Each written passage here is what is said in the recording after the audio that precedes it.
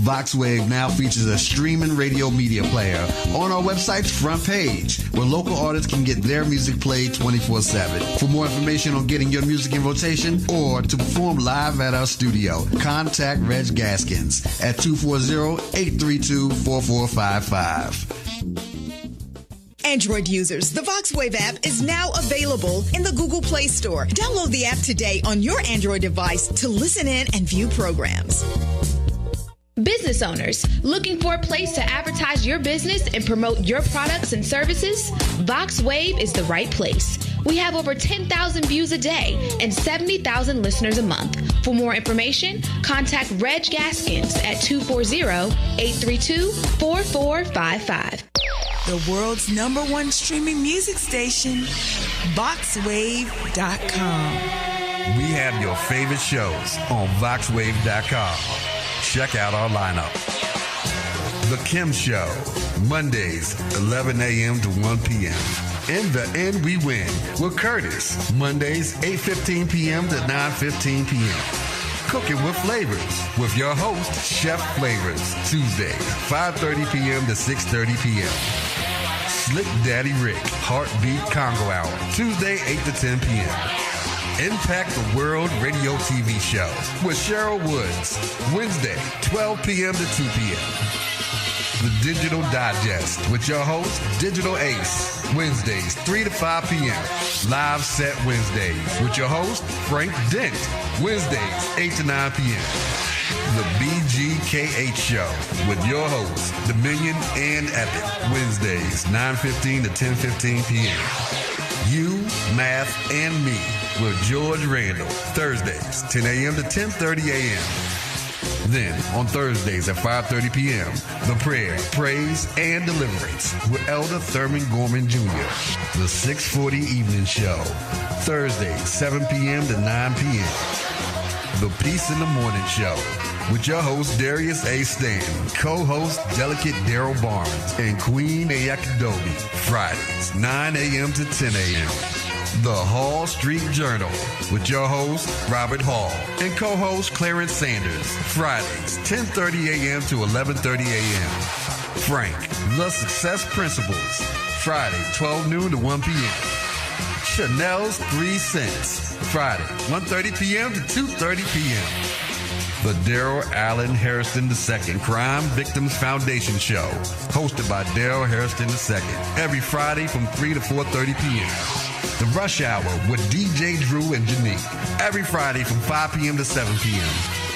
Different Minds Show, hosted by DJ Bam 640 and DJ Andre Michael, and your co-host, MC Fran, every Friday, 9:15 p.m. to 11:15 p.m. The Healer Blues Show will host Ron Jackson, every Saturday, 8 a.m. to 9:30 a.m.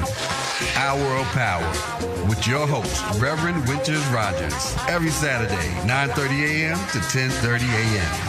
And again, the Prayer, Praise, and Deliverance with Elder Thurman Gorman Jr., Saturday, 11 p.m. to 12 p.m. And don't forget Four Sisters Live Talk, Saturday at 12:30 to 2:30 p.m. Turning dreams into reality talk show with your host, Tashika L. Green, every second Saturday, 3 p.m. to 4 p.m. Walk in Newness 24/7 with Missionary Antoinette, Saturdays, 3 p.m. to 4 p.m. News, ULN, news and analysis, information, sports, and black history with your news anchor, Roderick Carter Willis, 4:30 p.m. to 6:30 p.m. Step your game up with the Youth Project, hosted by DJ Main and DJ Low Hefe, Saturday, 6:30 p.m. to 7:30 p.m. And don't miss The To Go Show with Kim Brown, Saturdays 9 p.m. to 11 p.m. I Am Dr. Sharon Show, each Sunday from 10 a.m. to 11 a.m., featuring The Grind, Entrepreneur Network Spotlight, and Write the Book Now. The Riri Williams Show, Fashion and Style Hour, every first Sunday from 3 to 4 p.m. Real Talk 101, Sundays 6 to 8 p.m. And every third Sunday from 3 to 4 p.m., the Third Sunday Tea Talk Show with Dr. Akita Pearson. Gospel Live TV Show with host Gloria Mello, each Sunday from 8:15 p.m. to 9:15 p.m. Listen to all your favorite shows on VoxWave.com. VoxWave.com. VoxWave.com, streaming your favorite jazz, blues, and R&B 24/7.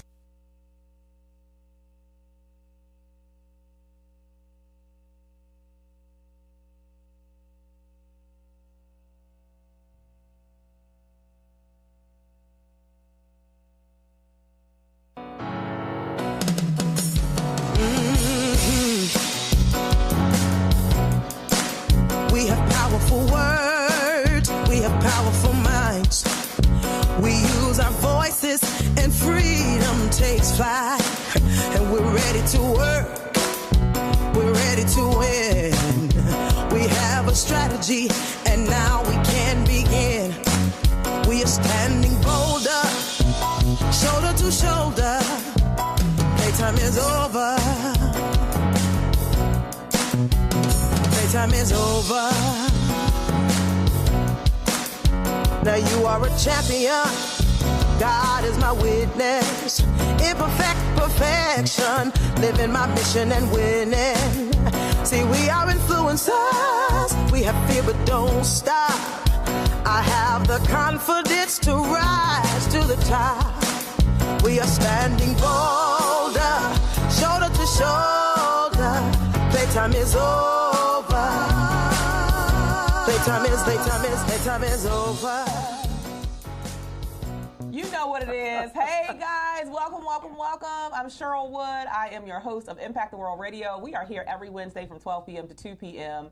And we always have a host of dynamic guests who come to talk about what their expertise is in the world, what their unique gift is in the world, and how they're using that to touch the lives of other people. So we're super excited that you decided to join us today. We have an amazing lineup. Sylvia Henderson is here with us. Janelle Harris is here. And youth superstar Gabrielle Jordan is going to be with us in our second half. Can y'all see both my earrings? I like to make sure I'm representing. I'm just saying. You know, it's so funny because when you're on camera, you can't help but look at yourself. Is it a woman thing? You don't know. Yeah, I'm not sure because I try hard not to look at the monitor. Right, it's just to look at. I can't help it. I'm looking at myself because I'm trying to check out my teeth and check out my hair, and it just is what it is. Hey, I want to give a huge shout out to those who are with us on Facebook Live. Hey, Harris Floyd says, hey, Cheryl, sharing with my secret group. All right. Thank you so much for sharing it out. Hi, Melody Jordan Carr. Miss you, sis.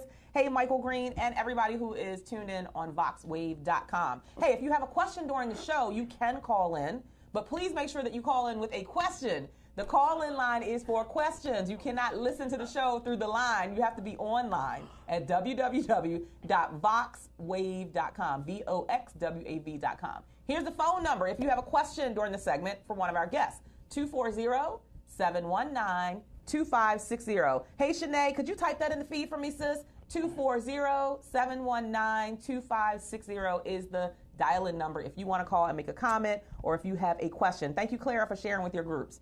All right, so look, before we get started, a couple people I have to thank. Number one, I got to thank Tammy Turner, who is singing that amazing song that just gets us all excited to know that playtime is over every show. She actually wrote, produced, and performed that song specifically for the Playtime is Over Women's Business Conference that you guys know that I host every November. People keep asking me, Cheryl, when is the conference for this year? I don't know yet because I've been busy. So when I know, I let you know. All right, but thank you, Tammy Turner, so much for sponsoring that song for us to use as our anthem here on Impact the World Radio. It gets us moving every time. It never gets old. And then I also want to thank our platinum partners who have teamed up with us so that we can make this show possible. Cherie M. Good, who just had her 8th annual Recharge Health, Wellness, and Fitness Expo. It was bomb, y'all. It was all of that. And that's why you see this. I did not get a tattoo. This is henna. Henna comes off in about 2 to 3 weeks. And as you see, I kind of messed the henna up because I got the henna, and then I went and I did the workout sessions at her expo. So I was sweating the henna off my hand. So it is what it is, but I still feel cute. So anyway, so she has amazing vendors and exhibitors at her expo every year, which includes henna. You can come and get massages, anything that's about self-care. You can work out. You can come and get food samples healthy food samples from chefs who come in and cook food specifically for the event. You can connect and network. It is such a powerful expo. And I want to give her a huge shout out, Cherie M. Good, for an amazing job with all of the hundreds and hundreds of people who showed up from the community. And that's the thing, she does it for free. It's at no cost. It is strictly a community event that she does because she wants to serve the community. Thank you so much, Shanae, for posting that. So if you want to learn more about Cherie M. Good, you want to go to TotalHarmonyEnterprises.com. TotalHarmonyEnterprises.com. And then our other platinum partner is Ladrine Peterson, who is a career and business strategist. Her energy is like off the chain. Like if you're in her space, you're going to know that you've been in her space because she's positive, she's uplifting, she's empowering. I love being in her space. And I just want to celebrate her for everything that she's doing through her company, which turns dreamers into doers. If you want to connect with her, you can go to do-it-delivers.com. And then I got to give a huge shout out to one more person, Latasha Briscoe, who just hosted her first conference. It was called Sweatpants and Chill. Hunty, do you understand how powerful that is for a speaker to be able to show up in sweatpants? Yes, I came in sweatpants. I think I was the only speaker who showed up in sweatpants. Everybody else in the room was in their little comfortable clothes, but most of the speakers showed up in dressy clothes. I was like, oh, no. They said sweatpants and chill. So I'm wearing sweatpants and I'm going to chill. And that's what I did. And I had an amazing time serving as the keynote speaker on Saturday. But Latasha did a great job executing her vision. The room was filled with women who just were ready. You know how you go into a space, and you know this, how you go into a space and you can feel the hunger. Yeah. First time? Wow, that's awesome. It was her first time. She filled the room. Awesome. The speakers were phenomenal. Elder Nicole Mason was one of the speakers on. Was I there Saturday or Sunday? I was there Sunday. I'm sorry, it was Sunday. I can't keep up with my I know. You know how it is. Saturday I was at Cherie's Expo, but Sunday I was at Latasha Briscoe's Sweatpants and Chill event, and it was great. Again, Elder Nicole Mason was there on Sunday. Dr. Kishma George was there on Sunday speaking. Sherilyn Bennett was there, Pastor Sherilyn Bennett, I believe, and everybody was phenomenal. So I went there and got my church on, my praise on, my amen on, and then I told the mic up. All right. Kill two birds with one stone. Kill two birds with one stone. All right. So now that I've updated you on all those things, I want to tell you who's sitting to the left of me. She is a phenomenal woman that I am super excited to be linked to. She's always been a supporter. She's always been someone I admire and look up to for the work that she does. Her name is Sylvia Henderson. Please share this out, guys. Sylvia Henderson speaks, consults, and writes about the power of intentional groups and the third mind. I can't wait to hear about this third mind.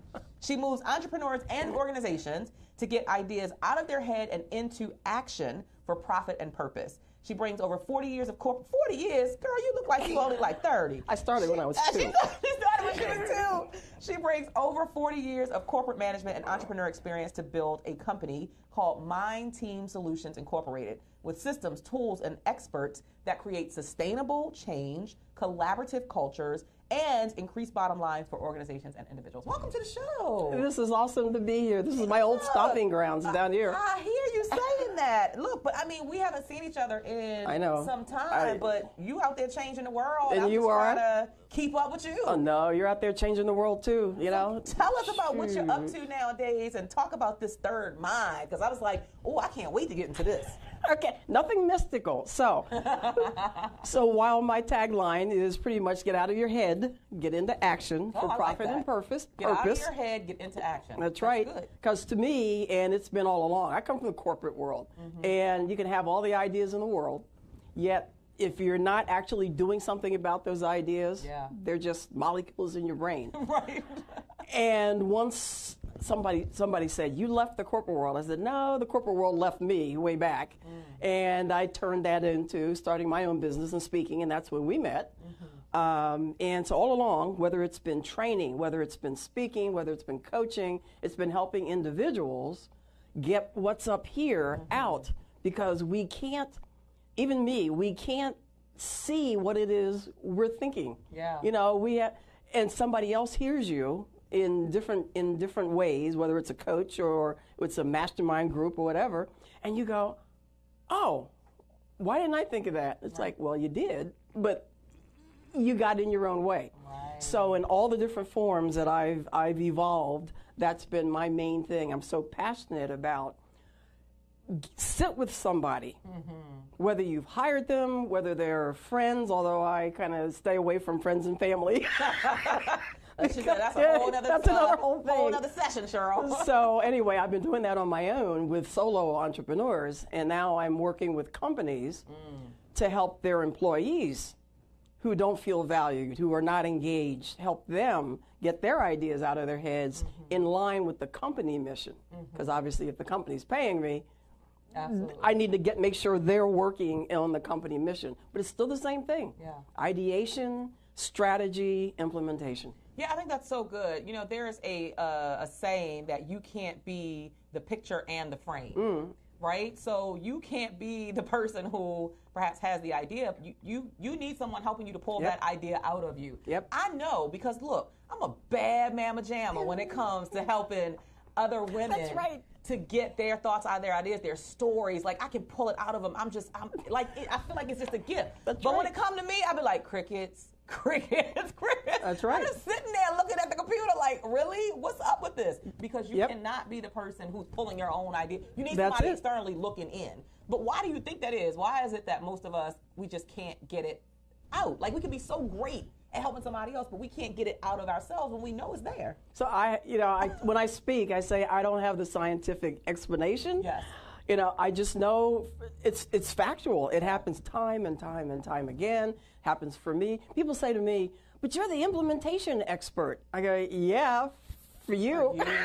Yes. And so one of the things I tell people, I don't care if they're looking at me to coach or if they're looking at somebody else. I say, ask the person you're seeking help from, who do they go to?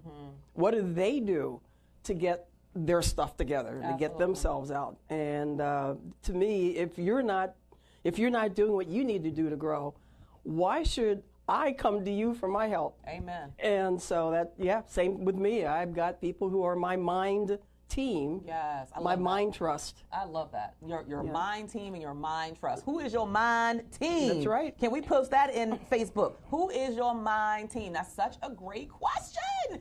And again, you cannot do it all on your own. So what are some of the key things that you would walk people through? You know, of course you can't give it all away because they need to pay a check. Write a check for that. But are some little itty bitty things that you can share with us? Like, what's the process? Without giving us the how, what's the process that you kind of walk people through? Well, and this is one of the things that I don't specifically market to coaches and speakers, but a lot of them come to me. And one of the things I've said a lot lately is the steps, the knowledge pieces of what you are about. People can Google that stuff now. Right. So if somebody wants to find out, well, how do I implement my ideas? You know, I've learned to stop just, but my process. But they can find my process anywhere because my stuff is out there. So just Google. It's the how. They come to you to say, Cheryl, I love what you say. I love your content, but I can't do it myself. I need you to show me the how, to lead me through, to guide me. And so, I'm not going to, give away the ship, but listen, the process that I take people through and the questions that I ask are, to me, simple, but you find out the simple things aren't so simple to everybody else. So I created a process for implementation of ideas, and I'm going to ask you, when you want to get an idea out, why? Why do you want to see an idea come to reality? I want to get it out because I know it can add value to somebody else. Okay. Any other reasons? Yeah, I don't want to hold on to it. I don't want to hold on to the knowledge that I know. I want to share it. I want to get it out. I want it to be structured. Okay. And I typically don't know how to structure it myself. Okay. And then for everybody who's watching or listening, think about why you want to get an idea out. To make money, whatever that might be, but the sum of it is that should have been number one. Well, can we go back? Number one is I want to make some money. Okay, then all the rest of the stuff I said. Let's get real clear. Thank you. Right. Thank you for see why you need somebody. You need somebody. You want to get this out because you want to make some money. Okay. But the net of everybody's answer is you want to make an impact on something. Yes. Your bottom line, Yes. your family, your community, whatever, the world. Yes. And so I created an acronym. I think it's an acronym, whatever. Where the impact, each letter stands for a certain part of the process. And so real quickly, there's 6 things that I take people through. First of all, I is for ideation. You've got something up here. You need somebody else. You need that third mind to pull the information out of you. And that's ideation in a nutshell. And I'll take an individual through that. I take company teams through that. And it's really It's so wonderful. I don't have to know stuff. I come into a room with a whiteboard and I just start asking questions. Explain to me your idea. And the less I know, the more I can say why, clarify. Yeah. What's that mean? What's the effect on you if you don't implement all those kinds of questions? So ideation, first step. And this happened in the corporate world too. I just had to figure out what it is I did when I was a manager. How'd you pull your employees to make them do what they needed to do? So ideation, what do I mean? M, I say manipulate. Whoa. Manipulate all of the information, all the things that you got out. So picture a whiteboard or picture a flip chart and just Post-its, because that's my favorite tool. Right. Anybody who has contact with 3M, I want them for a sponsor. So, like I should have contact stock. me. Yes. Post-it. Yeah. So anyhow, so you've got Post-its all over the place by the time the ideation's done. Then it's time to, what do I do with all this stuff? Yes. Well, you got it out now. Yes. And so you don't have to worry about losing your thoughts. And now M could be manipulate, it can be mold, whatever word you want to use for M. I say manipulate, to take all those pieces and to start moving them around.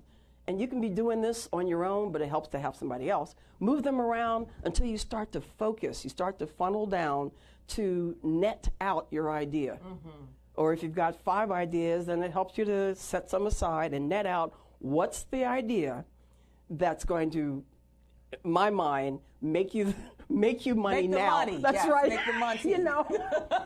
You can cause and go, but I'm not in it for the money. And I go, no, I'm in it for the money. I go, but how are you going? You've got to afford to change the world. Yes, so you've got to make money. It's so so true. We have a great question coming in before you go on to the next one. And the question is, thank you so much. Let's see, it's Mashika. And she says, how important is patenting before you tell anyone your idea? Great question. Thank you. Good question. So, patenting before you send it out there on Facebook and let the world do its thing with your idea. The key is find the trusted partner, whether that's, again, your coach or, find the trusted partner to just get it out first and to sort through your idea. Because when it's ready to patent, you need to have your stuff together. You need to have the thoughts together. Even if you go to crowdfund, use Indiegogo or whatever those systems are, and you want to put your idea out there so people will fund it, you have to have your thoughts together. And that's what the ideation and the molding does. Yeah. So you need to have that trusted person. You need to have a non-disclosure agreement if that helps you with that. You don't just want to post it all out there before you get your thoughts together. And can I add to that? Can I piggyback on that? First of all, hey, Mashika, hey, this is okay, so y'all remember me telling a story about I went to the eye doctors for my son. This was last year right before we went to India. And I went in there looking a hot mess. Literally in all my just busy mommy glory. I looked a hot mess. And the eye doctor comes out. She takes us in the back. She does the exam, tells us that our son has to wear glasses. We come back out, and as soon as we come out, she's like, oh my gosh, Cheryl Wood. She's like, I follow you on social media and Facebook, and she's like, this is so awesome to meet you and all this stuff. And I'm like, okay, that was not the same calm person that was just in the exam room. She's like, I didn't want to do that in the room because I just wanted to be professional. So it's so great to see you here. Thank you for being here, and a great question. So I want to piggyback on what Sylvia said about a trusted advisor or a trusted person that you're going to talk to. So for me, that's why I'm such a big believer of coaches, because typically a coach I'm coaching with, they are already 20 steps ahead of where I am. And what that means for me is they really don't have anything that they try and take from me, because they already there. They done been there, they done done it, they done accomplished it. I'm trying to learn from them versus the other way around. So for me, that's a win, because they ain't trying to get my stuff. They not trying to take nothing from me. They're trying to add value to me because they're already 20 steps ahead. So that's just my personal little testimony. And the one thing, something I found out, very few people implement. So even if they go, oh, that was a great idea, it's going to be a rare situation that they copy your idea and they do something with it. It's just, it's sad. So you're speaking so don't worry. more people don't get what they want and don't make the money they want in business because they won't implement it. They won't execute the idea. So if you truly are worried about getting it out there, again, I wouldn't post it to the world, but you need someone to get your thoughts together so that you can communicate it the right way. And that leads to the rest of the process, really. The M was molded to, mold to get something succinct. The P is plan. So plan your strategy. How are you going to actually now carry it out? What are you going to do now that you've got the focus? And there's lots to each step. So this is just the highlight. The P is plan your strategy, and that's where I seem to have a gift for helping people. We've got this you want to do. You say you want to achieve it here. How are you going to get there? Yeah.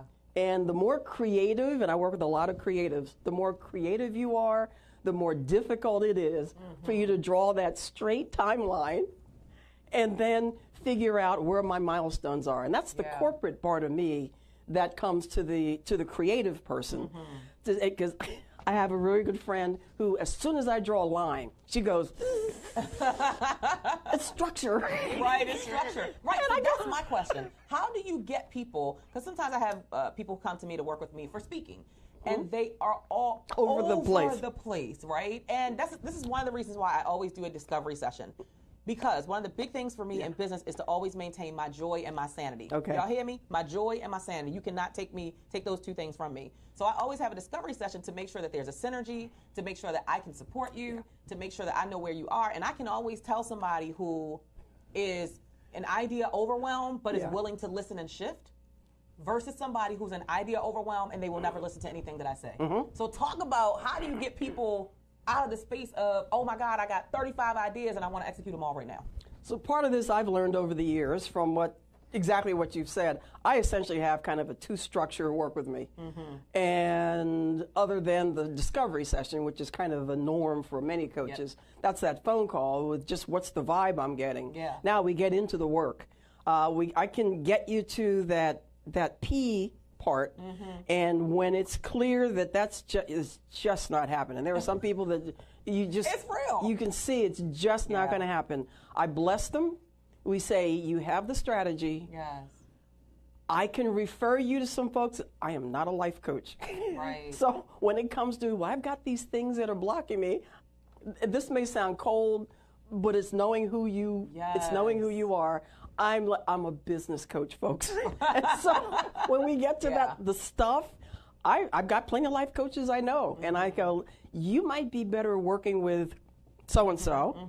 And I've got the strategic partnerships so that so-and-so can then say, you're now ready to really work. Or you're not, and that's fine.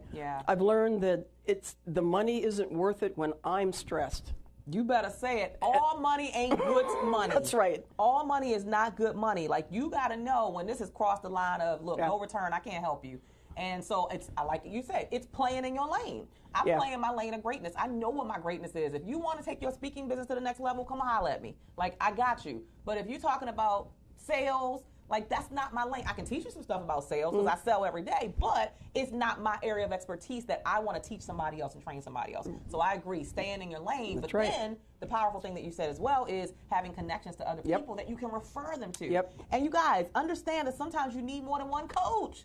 Like, sometimes you need a business coach, you need a life coach, you need a spiritual coach. It's okay to have coaches for different areas of your life. That's perfectly okay. If you look at the golf pros, I don't play golf, but I look at the golf pros. Man, they have one coach for just the swing. Then they have a coach for just, I don't know which club is the right one. I don't know. I'm exaggerating a little bit, but then they have a coach for the long drive. I mean, it's you're right. And so, don't get me wrong. There is nothing wrong with being stuck at that planning stage. It's just I've learned I'm not the one to get you unstuck there. I'm the one to help you lay out your strategy and then set milestones to move you forward. And if you're ready or in the mindset to deal with that, that's my lane. And so the P is plan your strategy, the IMPA. A is action, and so some of the things you need to do to take action, we go through. We set milestones.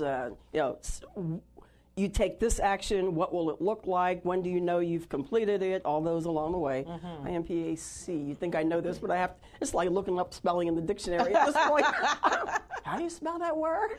Anyway, the C is communicate, and this is where having your messaging together helps you there. So that's back in that M stage when I said, you've got to get your messaging straight. If you need the video to communicate your idea, we get that worked on. It was mainly creating your messaging to communicate. You need to communicate to all different kinds of people. You might need to communicate to an investor.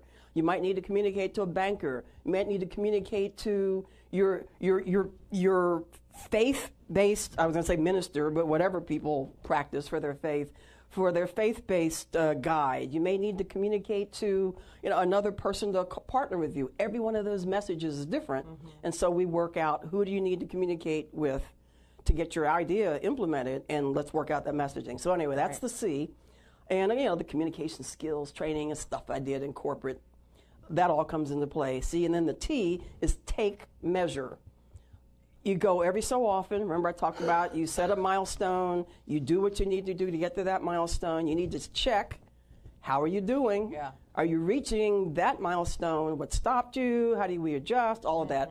And and then we just repeat that impact process.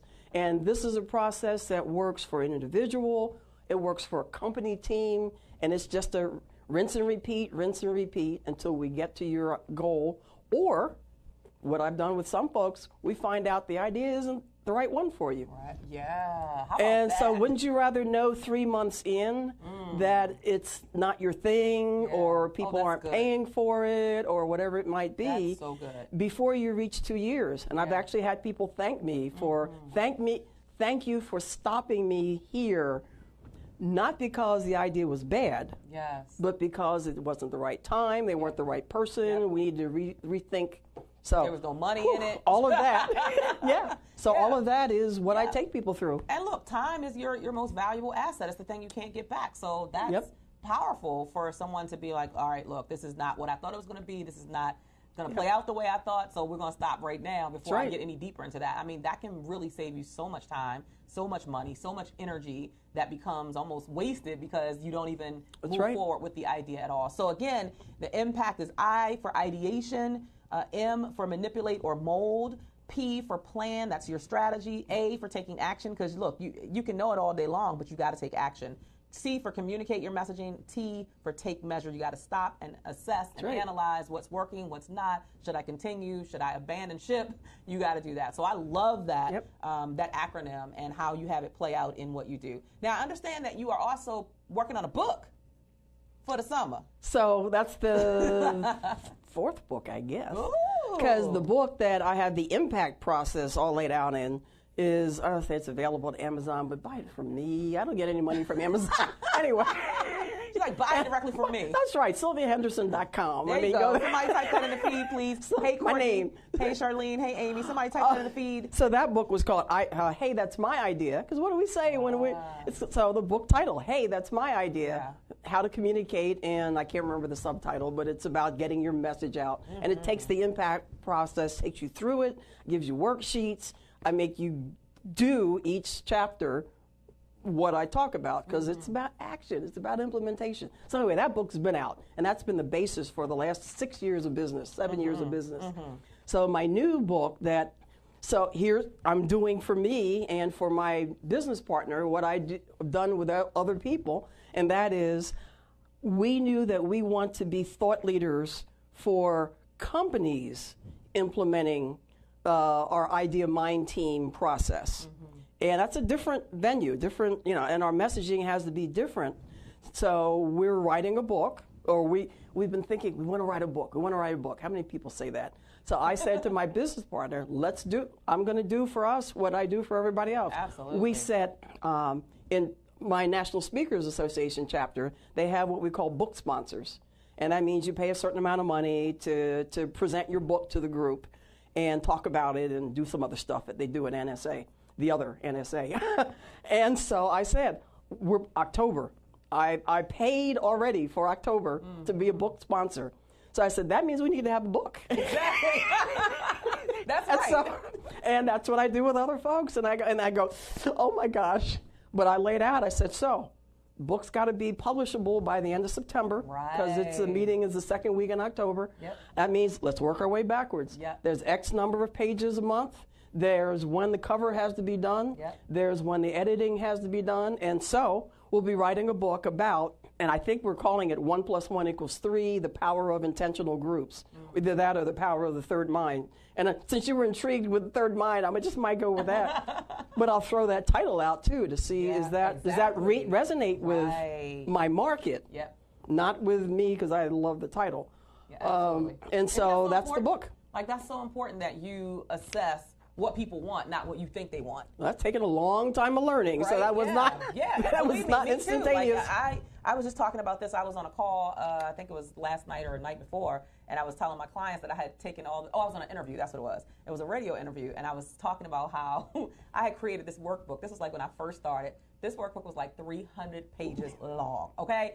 I was just like, oh, it's everything. People are just going to be fighting to get their hand. Honey, I ain't sell not one copy of this workbook because I never asked anybody what they wanted. I assumed what they wanted and put it together with all this time and energy and effort.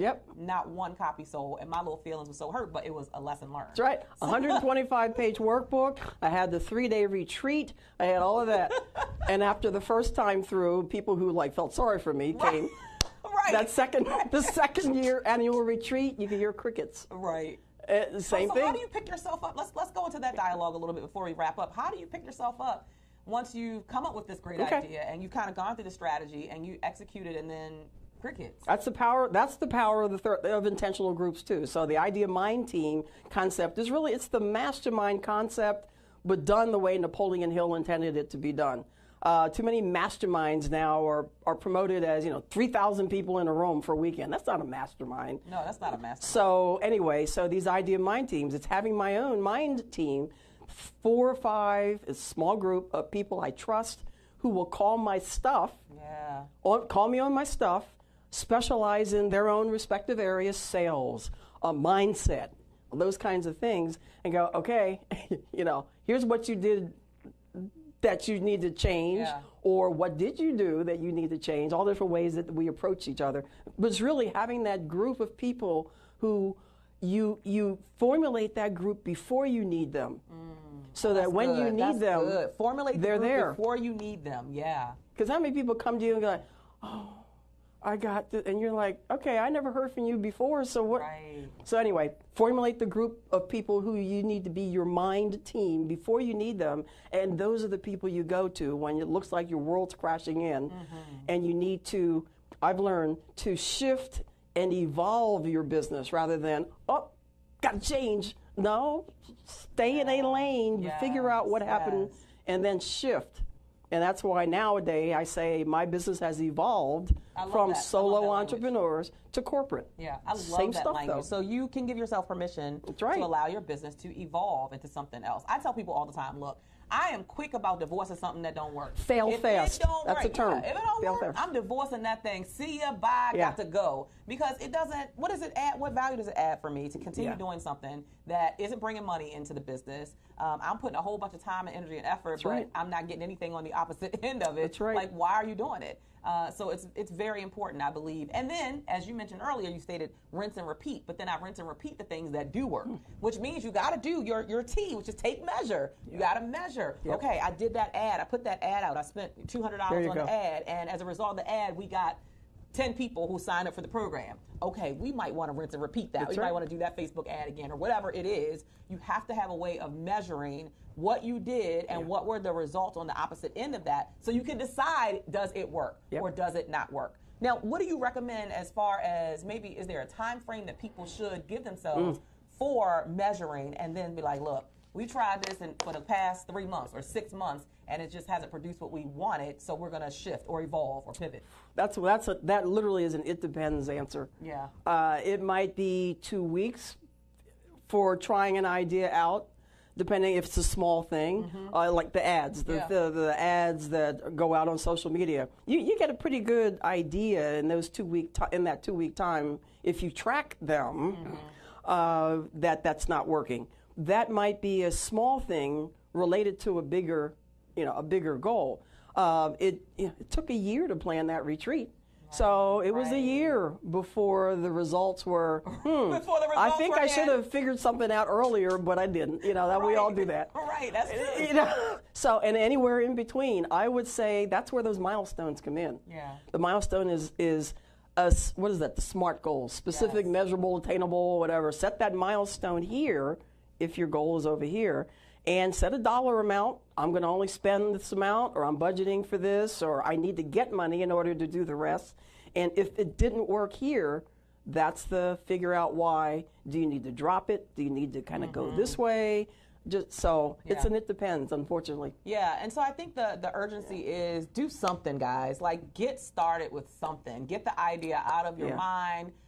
Reach out to someone like Sylvia, or a trusted advisor, or a coach, or whoever you need for whatever the project is, and get it out of your mind. Because what's the quote that says, you don't have to be great to get started, but you got to start to be great? Like, if you want to be a part of anything great or produce anything great, you got to start somewhere and give yourself permission to fail, to bounce back, to be resilient, to shift, to pivot, to evolve, whatever you need to get new ideas, be more creative. Say, okay, this isn't working anymore. And that's even once you get the idea going. Let's say it's a great idea and it's being executed well. You still got to be open to shifting and evolving as you grow. Everything changes. I love using the example of Blockbuster.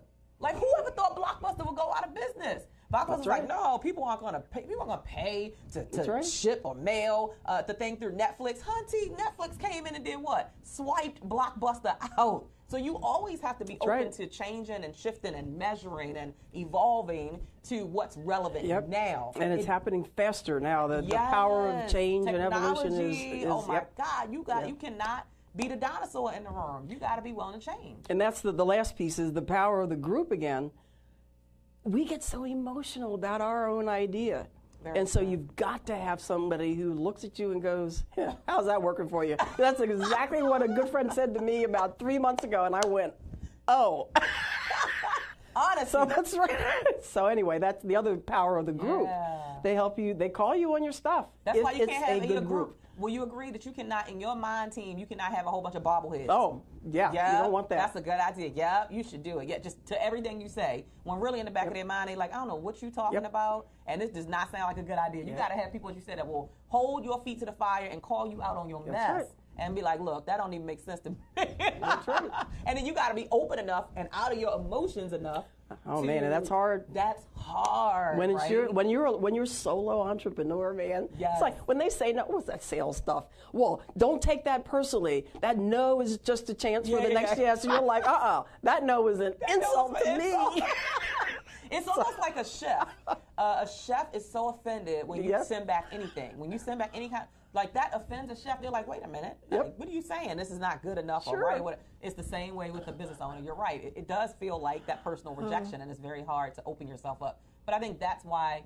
That's the power of what you're teaching people, is to have these intentional groups. Yeah. When you think about intentional, it means you went into it with some thought process. You didn't just pick a couple people like, oh yeah, you and you, we're going to have this group. Oh, there's a whole structure to the group that works, because there's a lot of groups that don't work. Yeah. So that's part of what my business is, helping you form your own, helping you learn to facilitate that group, or creating the groups with you. So that's fantastic. I mean, this has been such a great conversation. Cool. This is great. So wonderful having you here. How can people connect with you, reach out to you if they need your services or they want to learn more? So easy. Just everything leads to my name, SylviaHenderson.com. And I found out you can text. You can text to my email. For all you folks who are under 30 and texting is all you do, you can text to Sylvia. I know it doesn't, I have to get the new email address, but Sylvia at, this will throw them off, Springboard Training, the older company, Sylvia at springboardtraining.com, and they can probably type that out there. Yes, please. That's my email. You can either email me or you can text to Sylvia at springboardtraining.com and say something in the subject like heard you on Impact Radio or something, or otherwise those hundreds of emails. Absolutely. Let her know where you heard about her from. So I want to give a huge shout out to Ladrine Peterson, who is one of our platinum partners. She's here with us on Facebook Live. Kimberly, all the way from Hawaii. Wow. Welcome. Thank you for being with us. I want Hawaii and then weather. Noah has a question. She says, just for clarification, so the third mind is having a mind team? That's the question? Yes. Yes. There you go. You got it here on Impact the World Radio. Look up Napoleon Hill and Think and Grow Rich, the book.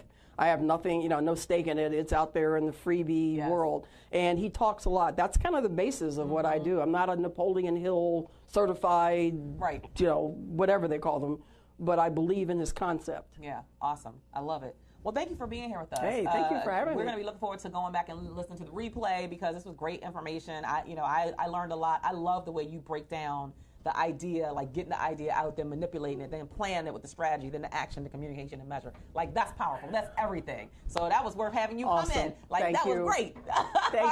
Thank you guys for watching, listening. Yes. Facebook Live, which I don't do, so I'm glad she's doing it. Yes. So we are going to take a brief break, and we're going to be back with our next guest, Miss Janelle Harris. We'll be back in just a moment. Awesome.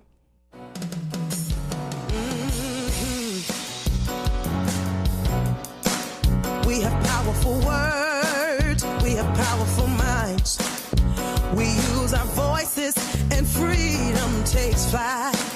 And we're ready to work, we're ready to win. We have a strategy and now we can begin. We are standing bolder, shoulder to shoulder. Playtime is over. Time is over. Now you are a champion. God is my witness. Imperfect perfection. Living my mission and winning. See, we are influencers. We have fear but don't stop. I have the confidence to rise to the top. We are standing bolder, shoulder to shoulder. Playtime is over.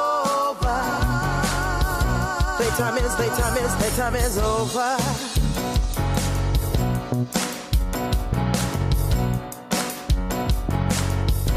All I need is inside of me.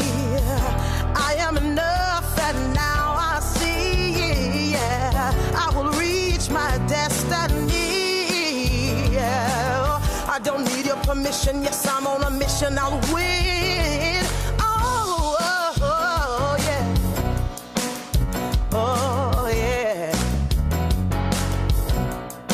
Now listen, I want y'all to repeat after me, okay? Because we're going to make some declarations in here today. Here we go. 1, 2, 3. I'm building my legacy for the whole world to see. You say, I'm building my legacy for the whole world to see. Say, I'm building my legacy for the whole world to see me. Say, oh, say I'm building my legacy for the whole world to see. Hey, that is Tammy Turner that you hear every time we take a break. She performed, first of all, she wrote the song, okay, based on what I do in the world of empowering women and helping women to stand shoulder to shoulder, being bolder and more courageous. So she wrote the song. She produced the song in the studio. She performed the song live at the Playtime is Over business conference that we had just in November. And now we've taken the song on as our anthem here at Impact the World Radio. So we just finished hearing some amazing, juicy stuff from Sylvia Henderson. Again, I'm going to run this through because it was that good. Look, ideation, you got to get the ideas out of your mind. Then manipulation, you got to manipulate it, mold it, figure out what you're going to do. Plan, that's the strategy. A is for action. You got to take action, guys. It's not enough just to have the idea and have it mapped out. What are you doing with it? Then C, communicating it to who it needs to be communicated to appropriately. And then T is taking measure, stopping, assessing, analyzing so that you know, is it working? Is it not working? Do I need to shift, pivot, or evolve? Great stuff. And now we're going to move on to our next guest. I haven't seen her in a while, and I'm so excited to see her here. Her name is Janelle Harris, looking all pretty in pink, magenta, purple? Yes. Okay, magenta. one of them colors. Let me tell you a little bit about her. Please share this out with your community. Hey, Tia, thanks so much for, somebody said, Cheryl, you got a shot at a singing career. Go on, girl. Thank you, girl. Thank you. I had to get that together. All right. Janelle Harris, she's a writer since she won a crisp, I love this, since she won a crisp dollar bill in an elementary school essay contest. She owns The Write or Die Chick, a boutique editorial services agency in Washington, D.C., and has earned bylines in more than 40 print and digital publications, including Essence, Ebony, and Washington Post. She uses her platform as a journalist, storyteller, and editor to explore the experiences and diversities of women and people of color. Her current projects include a heartbreak devotional for Black women and a project that dives deep into the experiences of women in the Black church. She has also embarked upon a storytelling series, you know this spoke to me, a storytelling series with two fellow creatives about history-making Black women, with her first interview with civil rights legend Gloria Richardson. Welcome to the show. Thank you. Thank you for having me. Honey. Thank you so beautiful. It's great to see you. Thank you. It's good to see you too. So that crisp dollar bill, that did something for you, huh? Yes, girl. Turn me out. What was Good the and early. essay? Do you remember what the essay was about? I can't even remember, but I used to write a lot about George Washington Carver, so it might have been about him. He was But she remembered that dollar bill. Yes, and I it was do. crisp. I love it. So where does your love of writing really stem from? Did you get it naturally from, your parents? Was it kind of like, oh, I saw my mom write all the time or journal all the time? Like, where do you feel like it stemmed from? It came from just loving the way that words come together and putting sentences together in order to really articulate your deepest thoughts and ideas. It just came from that, and it's always been my greatest form of expression. So. That's amazing. So you say that, and when I hear that, I take that as, for me, it's verbally doing it. Mm-hmm. And for you, it's more a written thing. Yeah, I have to write it down. If I, even before, when I used to get on punishment and I would have to tell my mom why I thought I shouldn't be on punishment, I would write it out. And if she still has them. And so I would present my argument in a letter, and so I could articulate it. If I needed to articulate it on my feet, I could do it. That is fantastic. I love it. So now you have this interesting name, the Write or Die Chick. Like, where does that come from? What does that mean? What's the meaning behind it? Well, I'm a product of the first hip hop generation. So you got to specify now. So, it's a play on Ride or Die, but it's also just really I write or I die. Like, it's a part of my life. It's who I am. Wow, that's powerful. Like, that's how you have found your calling, or as I like to say, the thing that you are born to do. When you make a statement like that, like without it, I can't. I think Eric Thomas says that too. It's like, it's like breathing. Doing what he does is like breathing. And if it's like breathing for you, like you feel out of sorts when you're not doing it, you know that you've pretty much come upon the thing that you have been birthed to do. And I think that's so powerful for people to find that, because there's so many people who don't find that, or they find it way later in life, right? And they're like going through the process at 60 or 65 trying to figure out, what's my purpose, why am I here, how do I help serve the world and leave my unique fingerprint on the world. Well, I think a lot of people know what it is. They just don't feel, they're afraid to pursue it, especially with writing or any kind of creative art, a creative business.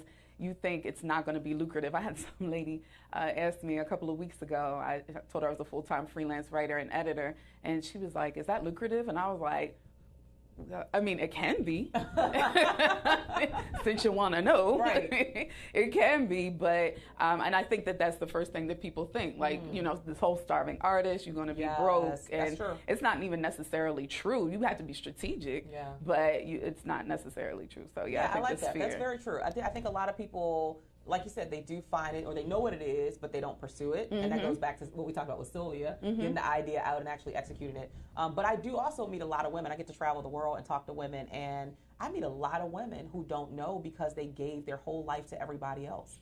Like, they spent their entire life giving to their husband and supporting their husband in his dream. And then they gave to their children and they supported them in their dreams. And now they find themselves at 40, 50, 60. And they're like, okay, who am I? What am I? What do I want? So I think it's a combination of the two, both. It's either you find it and you don't execute it, or you don't make time for yourself to tap into who you are and give yourself permission to pursue it. So I think that's powerful. Right. So what services does your editorial agency provide? Like, give us some more clarity around exactly what you do that helps you to make money, since we talked about money today. That seems like to be the topic that we focus on, making money. Yes. So I do two parts.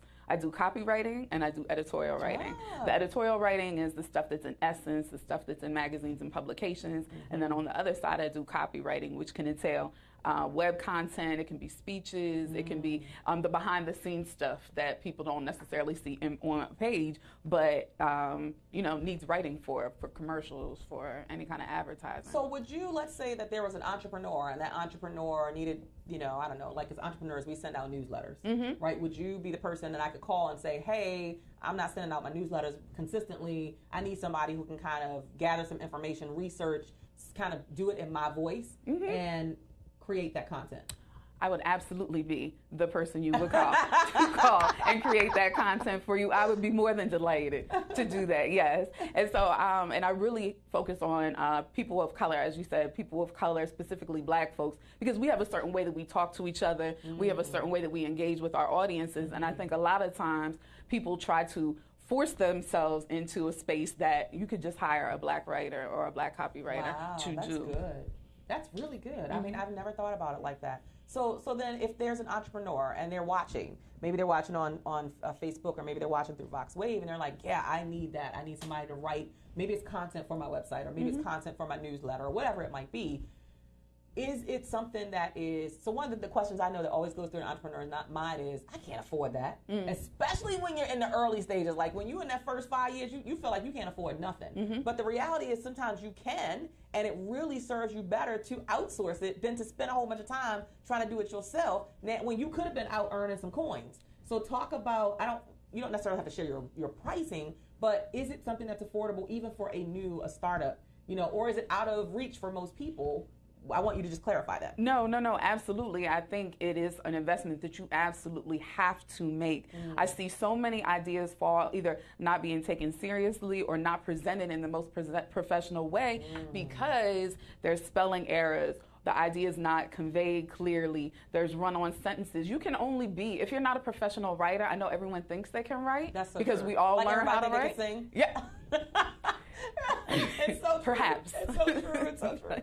But because this is not only just an art, it's also a craft. There's a science to it. And so just like you would hire a web designer, and please hire a web designer too. But yes, let's put these things together to package yourself in the best, most professional way possible. Yes, you have to put some coins out in the beginning. You will. It's an investment. A business is always an investment. Always. But it's an investment in yourself, and it's an investment in your image. And so I don't apologize for what I charge because I earn it. But I also don't think that we should neglect, especially Black businesses, when we are in competitive spaces.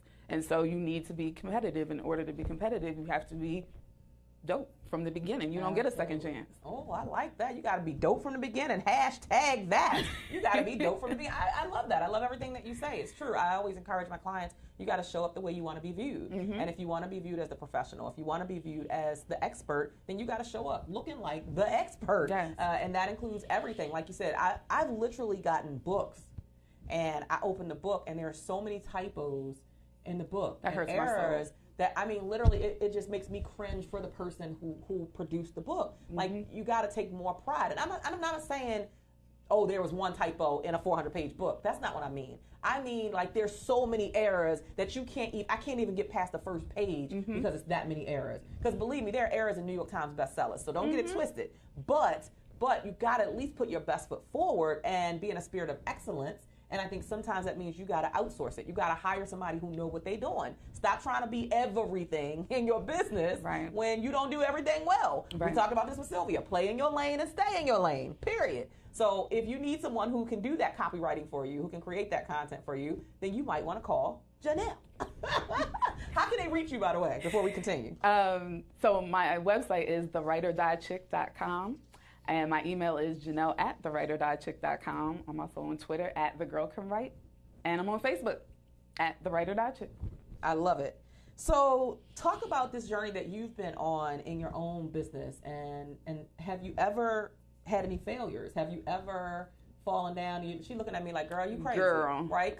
Because some people see you and they say she's successful. She's writing for Essence. She's writing for Ebony. She's writing for all these places, the Washington Post. Oh, she's there. She's arrived. And they have no idea the story behind and what you've gone through to get there. So talk about some of the challenges and or failures that you've faced along your journey to get to this Janelle Harris?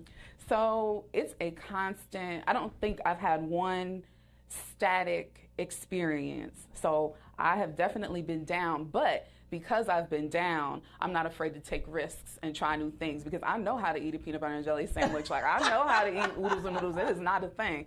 So it's cool because I know how to move in that space. Then if I fall and I fail, then it's cool. I know how to get back up. Yeah. So I definitely have had, last year was my worst. I have no problem saying it. Last year was my worst year in business ever. The year 2016 was my best year in business ever. Last year, I don't know what happened.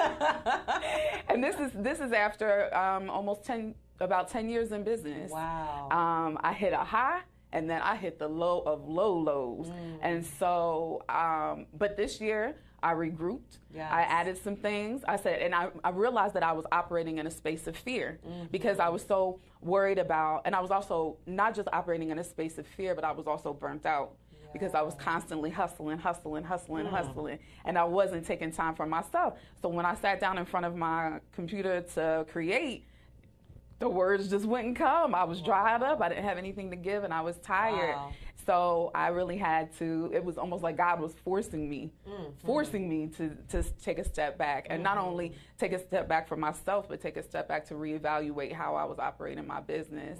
And so this year, I tried some new things. I took some new risks and pursued some new challenges. And it's not, I can't say it's 100% yet, but it's definitely working out better in my favor than that constant grind. Because you can grind, Lord, yes, but are you grinding productively? Right. Like, you can do 18-hour day, and I feel like, especially in creative fields, we pride ourselves in, girl, I ain't sleep last night, I'm running on no sleep, team no sleep. Like, okay, you can be a team no sleep now. It's so true. It is But so you're true. also going to be team tired out after a while, so you really have to be strategic and intentional about your time. Yeah, I love that. I love that transparency that you, with what you just shared. That it's so true. You can have look, the best thing I've learned in business is that you're going to have highs and you're going to have lows. You're going to have peaks and you're going to have valleys. I mean, you could think you the bomb.com, but you still could have a season where things are in a low, and you have to be willing to regroup, and you have to be willing to be resilient and get back up and say, okay, what's not working? What's going on? And sometimes it is God, I believe, sitting your butt down to say, I need you to reevaluate. I need you to look at what you're doing. I need you to take some time for you because, as you said, you grinding. You on hustle mode, hustle. But are you taking care of you? Because if you ain't here, somebody else gonna do it. They're gonna pay somebody else anyway. Right. You are replaceable. Right. Yes, you are. So that's one of the biggest lessons I came into this year with was like, Cheryl, you got to put you on your own calendar, and you got to make you a priority with all these people you serving. Like, guess what? The email's still gonna be there. I don't have to respond to the email at 3 in the morning. Absolutely. At 12 in the morning. No, I can wait till tomorrow. They're not gonna die. And I literally had to pull myself away from some of the bad habits I had created in my own business. So my clients had the expectation because I had created it. Right. So if I respond to you at 2 a.m. and 3 a.m., then you start to expect me to respond to you anytime that you send me an email. But if I put some boundaries in place, then I'm going to create that and you're going to follow suit. So that's a word right there, right, y'all? Shamika says, yes, awesome. Amy Taylor says, I love her honesty. Yes, absolutely. So we all going to face challenges. We're all going to have those highs and lows. You're going to make money. You're going to lose money. I mean, it just is what it is, a part of business. You're going to have clients who love. You're going to have clients who complain. Like, it just is a part of the process. The question is, as I said in my Facebook Live a couple days ago, do you have crazy glue commitment to the thing that you believe you've been born to do? Because y'all remember crazy glue? You've been around long enough to know crazy glue, right? So crazy glue was this little thing. It's like this ointment that you put on to whatever breaks. It could be a mug, a glass, and it breaks in half, and you could put that crazy glue on.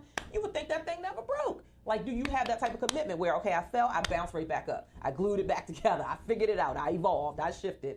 That is a part of being in business. So if you were to tell yourself, we hear this question a lot, if you were to tell yourself, say you've been in business for 10 years. If you were to talk to the person 10 years ago that you were just started in business, what would be some of the pieces of advice that you would give to yourself? Wow.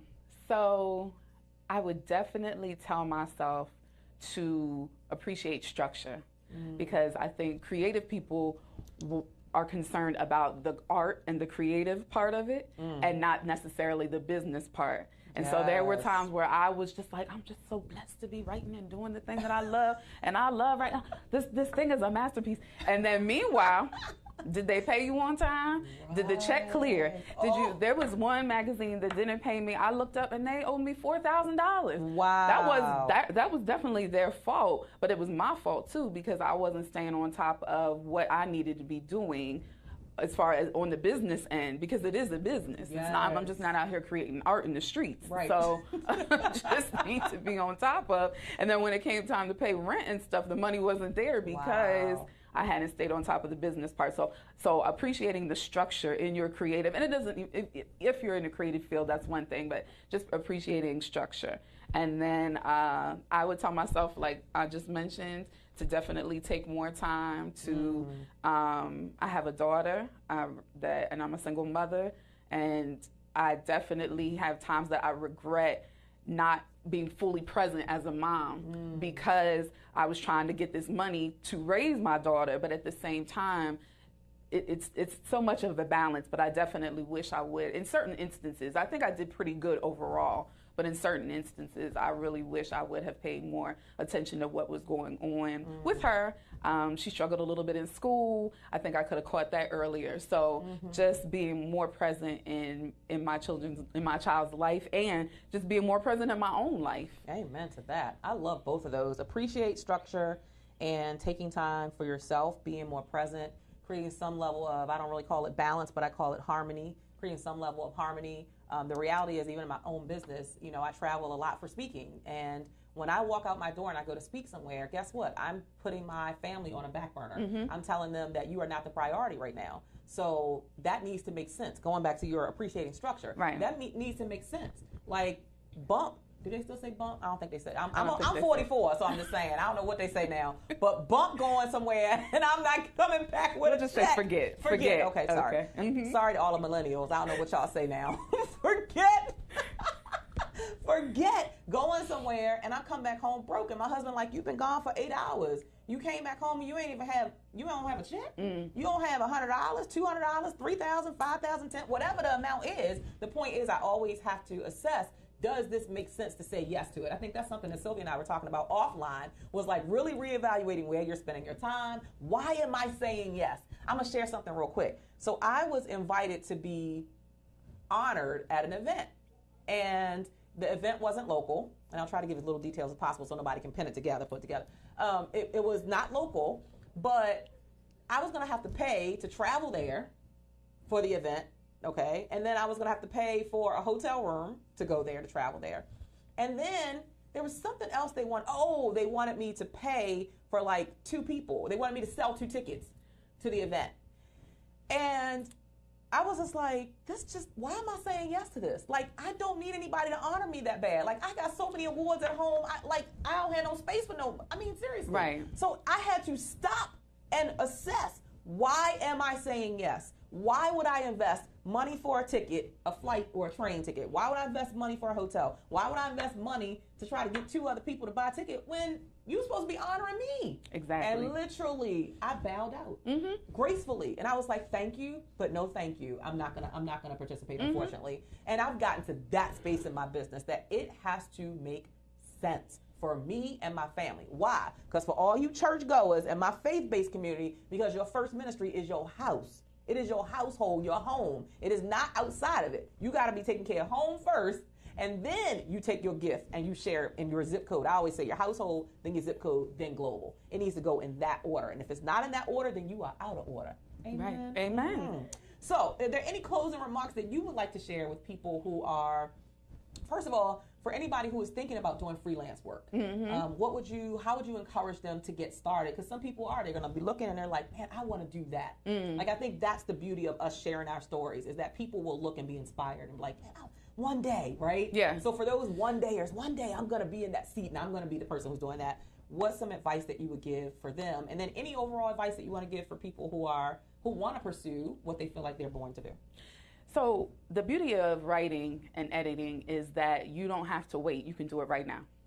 So you could get started. If you have an article idea, you have a book idea, you have something that you think needs to be on paper, you can do it right now. And the internet before, I feel old now, but when I started, it wasn't a lot of resources available for people who wanted to write. Now there's really, you can get started right now. Media Bistro is a wonderful resource. Writer's Digest is a wonderful resource. And so that's a Google away. The issue, I think, especially for women, is that we need to focus on, like I said, the business side. So you need to learn how to negotiate your prices. You need to read your contracts. You need to focus on, does this mean that when you write a story, you can sell it somewhere else, you can reprint it, or does it mean that it becomes the property of whatever outlet you're writing it for? Good. Because we get caught up a lot in the euphoria of being published, but then we lose out on the business side where you could use that story again. If you own it, you can use that story again and again and again, and you get paid $1,500 for the first time, $2,000 the next time, $1,500 again. So we need to stop limiting ourselves, and we need to stop being afraid to tell people that it's not enough money when they come to you because they think you're a writer and that you'll take anything they'll put in front of you, and you say, nah, baby, that's not, don't fly. I need you got to stroke you that to check put a little bit higher. You got to add another zero to that thing. And that's exactly what I was going to say. That might need another zero. You take it back to the lab and rethink it, and not in a cocky way, but just in a way that you know what your household needs. And I think a lot of times we undercut our talent, we undercut our households because we're just so honored to be chosen. And it's not necessarily about being chosen. It's about paying your bills on time and having a retirement account and putting these babies in school and the school, and doing things for yourself and having fun. And that's where I think you can balance being creative and doing something that you love and being able to afford what you want. That, girl. You gave me goosebumps with that one. Like, you better preach. And that's the thing. And my thought is, look, if your hands are just like this, then it's just going, you're just going to take anything. You got to open your hands and allow, my belief, allow God to take things out and send things in. So you got to be open to everything is not the right opportunity. Everything is not, if it's undercutting you, like you said, and diminishing your value, then you have to be willing to negotiate or say no and walk away. And sometimes in walking away, it's the best thing that you can do. I know, because in speaking, I had to do that, like a lot. Like, I was free for a whole year. Anybody could have me for free. I'm free. All you have to do is give me a ham sandwich and a thank you and tell me how great I am. Because I was on that euphoria thing of, oh my God, they gave me a standing ovation. Okay, but I'm still broke. Like, I barely had gas money to get here, right? That's where I started. So literally, to get out of that space, I had to stop saying yes to everything just because I got to say I was a speaker at this event. So I totally, when I say you gave me goosebumps, that thing resonates very deeply. And it was my husband who became one of my accountability partners to say, I thought you weren't going to do that anymore. Period. Because I just kept saying yes and kept saying yes. Said I was going to say no, but kept saying yes because I couldn't pull myself away from, oh my God, I'm so happy I get to do what I love. Right. And we don't want to miss an opportunity. Yes. But is it really an opportunity? Is it really an opportunity? If you couldn't pay the parking meter to park before you walked in the building, like, you need to rethink that. Sometimes it is. Sometimes it is. There are perks and benefits. It puts you in a room, in a space with people who have influence and power. So you do need to think and evaluate and strategize, but it can't be everything. Absolutely. Girl, you said a word. I love it. I know y'all are loving it. Everybody's like, yes, value is the operative word. Value, value, value. Amy Taylor's like, yes, yes, yes. Nova's like, teach, teach. Now, somebody says, how do you develop a price point in writing for others, such as articles, blogs, or editing? Do they need to contact you directly to inquire about that? How do you, the question is, how do you develop a price point? I guess, how do you know what to charge? Maybe for writing. Yourself, for writing. Well, she says for writing for others. Such as an article, for other blog, people. Or editing. Okay. So I started off with a particular price point. Let's say I think I started off charging like $30 an hour because when I left my corporate job, that's about what I was making, maybe $30, $35 an hour. And so I didn't want to shortchange myself. I didn't want to take a step backward. But then as time goes on, I say always give yourself a raise. Give yourself a raise every year, even if it's just $10. However you work it out, make sure you give yourself more money and convey that to your clients because that adds to your value. It shows them, demonstrates that you understand your value, and it also demonstrates the value of your work that you're putting out because you're not getting anything. Nothing is coming back to you off of that. Right. Say you write web copy that sells your client 10,000 units of something, you're not getting any money off of that 10,000 units. So you need to build in your own raises and increases. So I think that's how you have to figure out what your starting number is, and then yearly just build in. And as you add more services and as you increase your following. Yeah. So you got to start somewhere. I think it goes right back to when we said earlier that you have to just get started, and you can always shift and change and pivot along the way, but start somewhere. I mean, again, even for me, after the free, it was like I did a year of free, and I was like, I got to start somewhere. And I would be getting $200, $300 to come and speak. But guess what? I wasn't doing heart surgery. It wasn't. That's it. And I wasn't making $200 for it to come speak nowhere on my job for 40 minutes or 30 minutes. So for me, it was a win as I started out. And then I started to realize that my value had expanded because I expanded me. So I kept investing in me, and I was learning more. And the more you learn and the more you grow the more valuable you become to the client. Therefore, I could serve at a different level 5 years later than I did the first year, which meant my fee had to adjust with the level of value that I am delivering, right? So you have to make sure that you do, again, stop and assess and analyze what's the level of value, but start somewhere. And I think that was a great answer. Thank you so much. This has been an amazing conversation. I would love to have you come back again. You and Sylvia, y'all just fire, just everything. I love it. So again, how can they reach you? How can they connect with you? Social media, your website, or if they just if they even want to work with you and hire you. Sure. Hire her. If you want to hire, HIRE, that means Monty. Yes. My website is thewriteordiechick.com. My email is Janelle@thewriteordiechick.com. You can find me on Twitter @thegirlcanwrite, and I'm on Facebook @thewriteordiechick. And I would love to work with you. There you go. And I think you heard it today. She knows her stuff. Like, it's very, very clear that she is credible and reputable. So if you need the services, you know what? Spend the coin so you can reclaim your time. I always believe you're either going to spend time or you're going to spend money. Right. So get some of your time back and outsource some things where somebody else is playing in their lane of brilliance. All right. Well, thank you so much for being here with us, Janelle. Thank you for having me. You've been a blast. We're going to take a very brief break, and we're going to come back with our final guest of the day, none other than the phenomenal youth speaker and author, Gabrielle Jordan. So we'll be right back.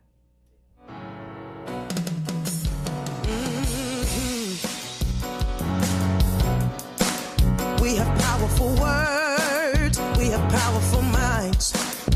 We use our voices and freedom takes flight. And we're ready to work. We're ready to win. We have a strategy and now we can begin. We are standing bolder, shoulder to shoulder. Playtime is over. Playtime is over. Now you are a champion. God is my witness. Imperfect perfection. Living my mission and winning.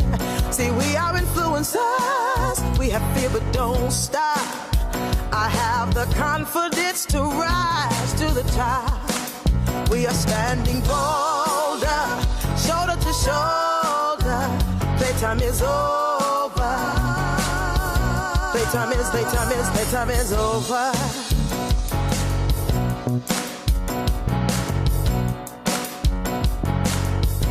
All I need is inside of me. I am enough and now I see. Yeah, I will reach my destiny. Yeah, I don't need your permission. Yes, I'm on a mission. I'll win. Oh, oh, oh yeah. Oh yeah. Now listen, I want y'all to repeat after me, okay? Because we're going to make some declarations in here today. Here we go. 1, 2, 3. I'm building my legacy for the whole world to see. You say. Yeah. I'm building my legacy for the whole world to see. Say. I'm building my legacy for the whole world to see me say. Say I'm building my legacy for the whole world to see. You say we are standing bolder, we're shoulder to shoulder. We are standing bolder, We're shoulder to shoulder. We are standing bolder, shoulder to shoulder. Playtime is over. Playtime is over. Hey, yeah.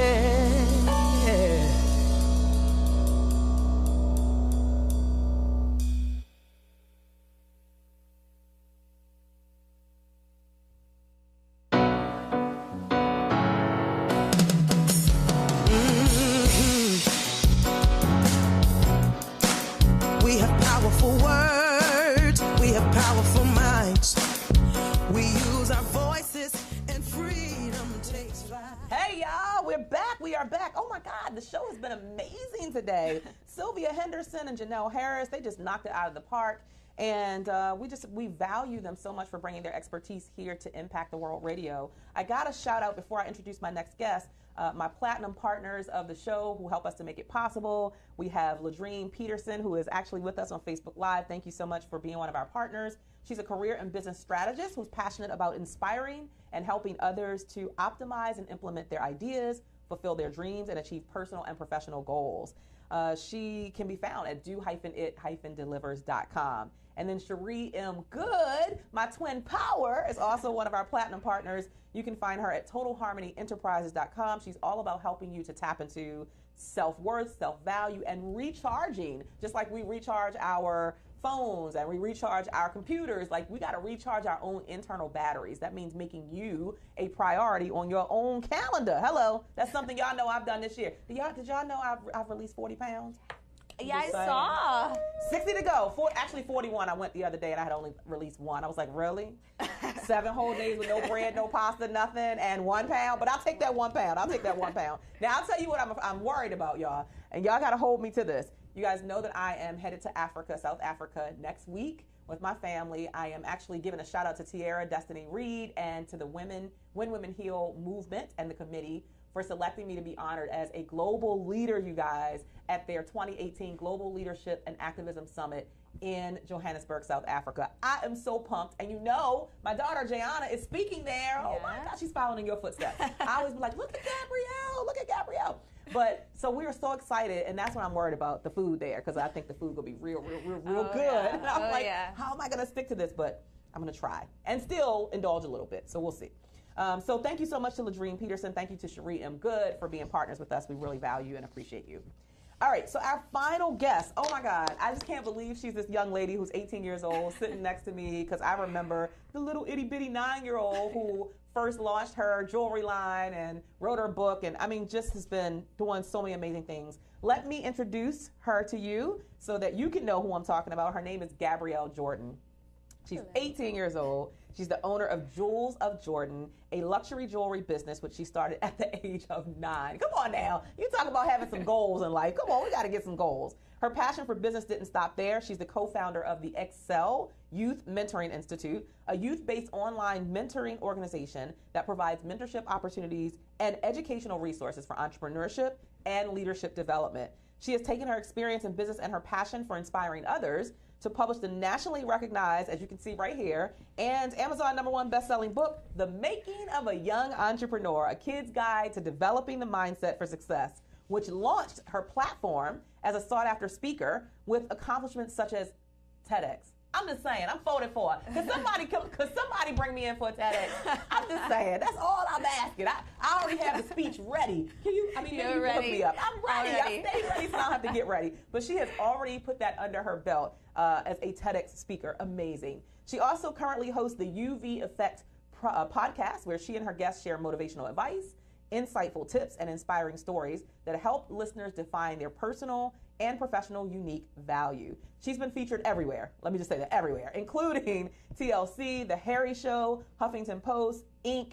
I mean, the list just goes on and on. I'm going to stop talking and just introduce Miss Gabrielle Jordan. Welcome to the show. Thank you so much for having me, Miss Cheryl. Oh my God, you're beautiful. Oh my gosh, thank you. And everything that you're doing in the world is beautiful. And I just got to say, it has been a joy watching you grow up and to stay such a positive young lady. And I think that's probably one of my biggest questions is like, you know, sometimes your mom and you do a lot of work together. Yeah.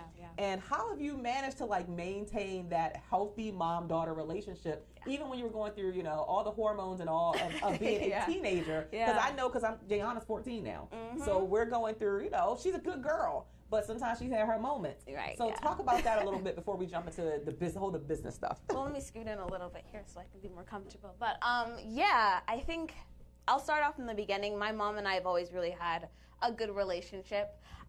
Again, starting with the business and having generations of entrepreneurs before me on my mom's side, and kind of knowing that legacy that I was being a part of, I think that already set like a nice groundwork for what I was about to do and what we were about to take part in.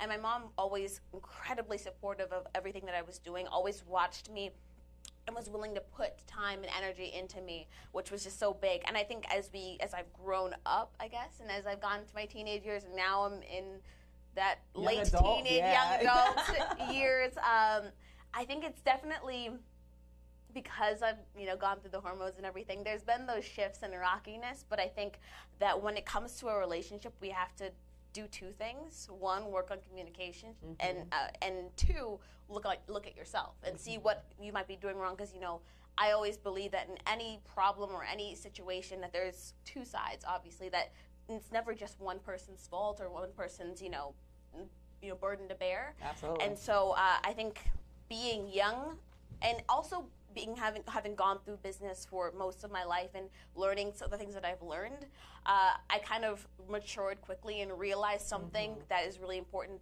and that is to make sure I'm looking at myself, that if I'm, you know, debating or feuding with my mother, that I'm making sure to look at, okay, so what am I doing wrong here? What is she doing wrong here? And then once that's clear, then you can move forward. And I think that's kind of how I've gotten through most of the things that we've had to fight through, but it's also been pretty clean. I love that. I love your relationship. I love seeing the two of you and how closely connected you are, and that you've maintained that relationship. And you might not know this, but you are a topic of conversation in my house often, just because I think it's great to have that model to share with, you know, as I'm raising my daughter, and now she's 14, and it's like, you know, I love the relationship that Gabrielle and her mom seem like they have, and I just want us to stay that way. So we talk, like you said, and we communicate all the time, and I want her to know that she can talk to me about anything.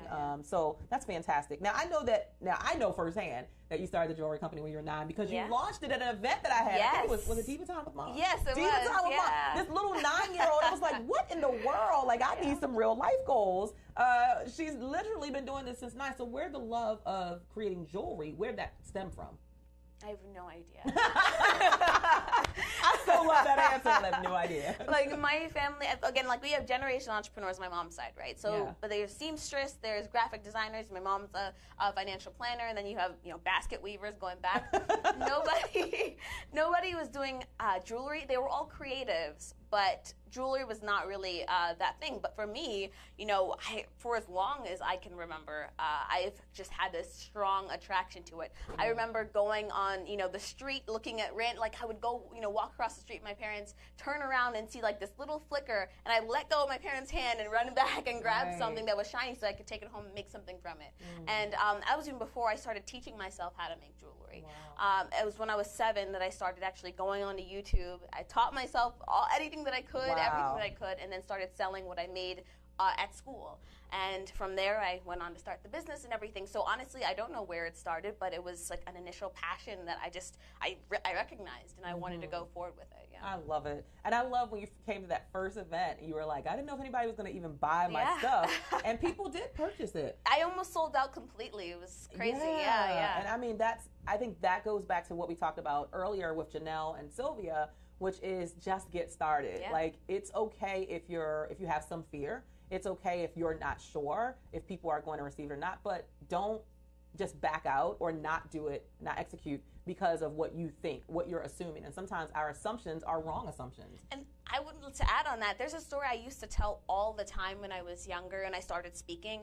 It was about the event, and I remember when you were doing this thing where you were passing the mic around to each vendor so that they could introduce themselves. But I was telling this, I used to tell this story all the time about how I was so nervous out of my mind. Of course, my first time, I was such an introvert, so shy, and I was not expecting that at all. And I used to tell that story about how I just felt like I did a terrible job, and I know I did. I did pretty bad that time.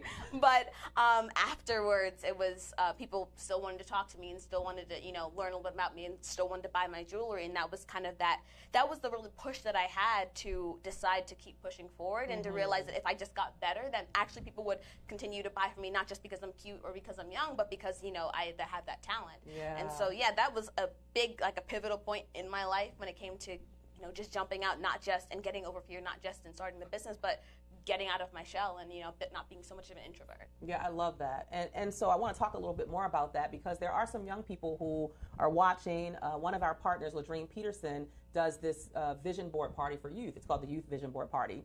And there are a lot of young people who come and they're dreaming, they're big dreamers, but it's like some of them are very shy. Jayana, for one. Jayana is shy, but she gets invited to speak and she has her book and all. And it's like, how do you encourage other young people to push through that introverted, shy phase? What are like some practical things that they can do so that they can show the world exactly who they are and what they're made of?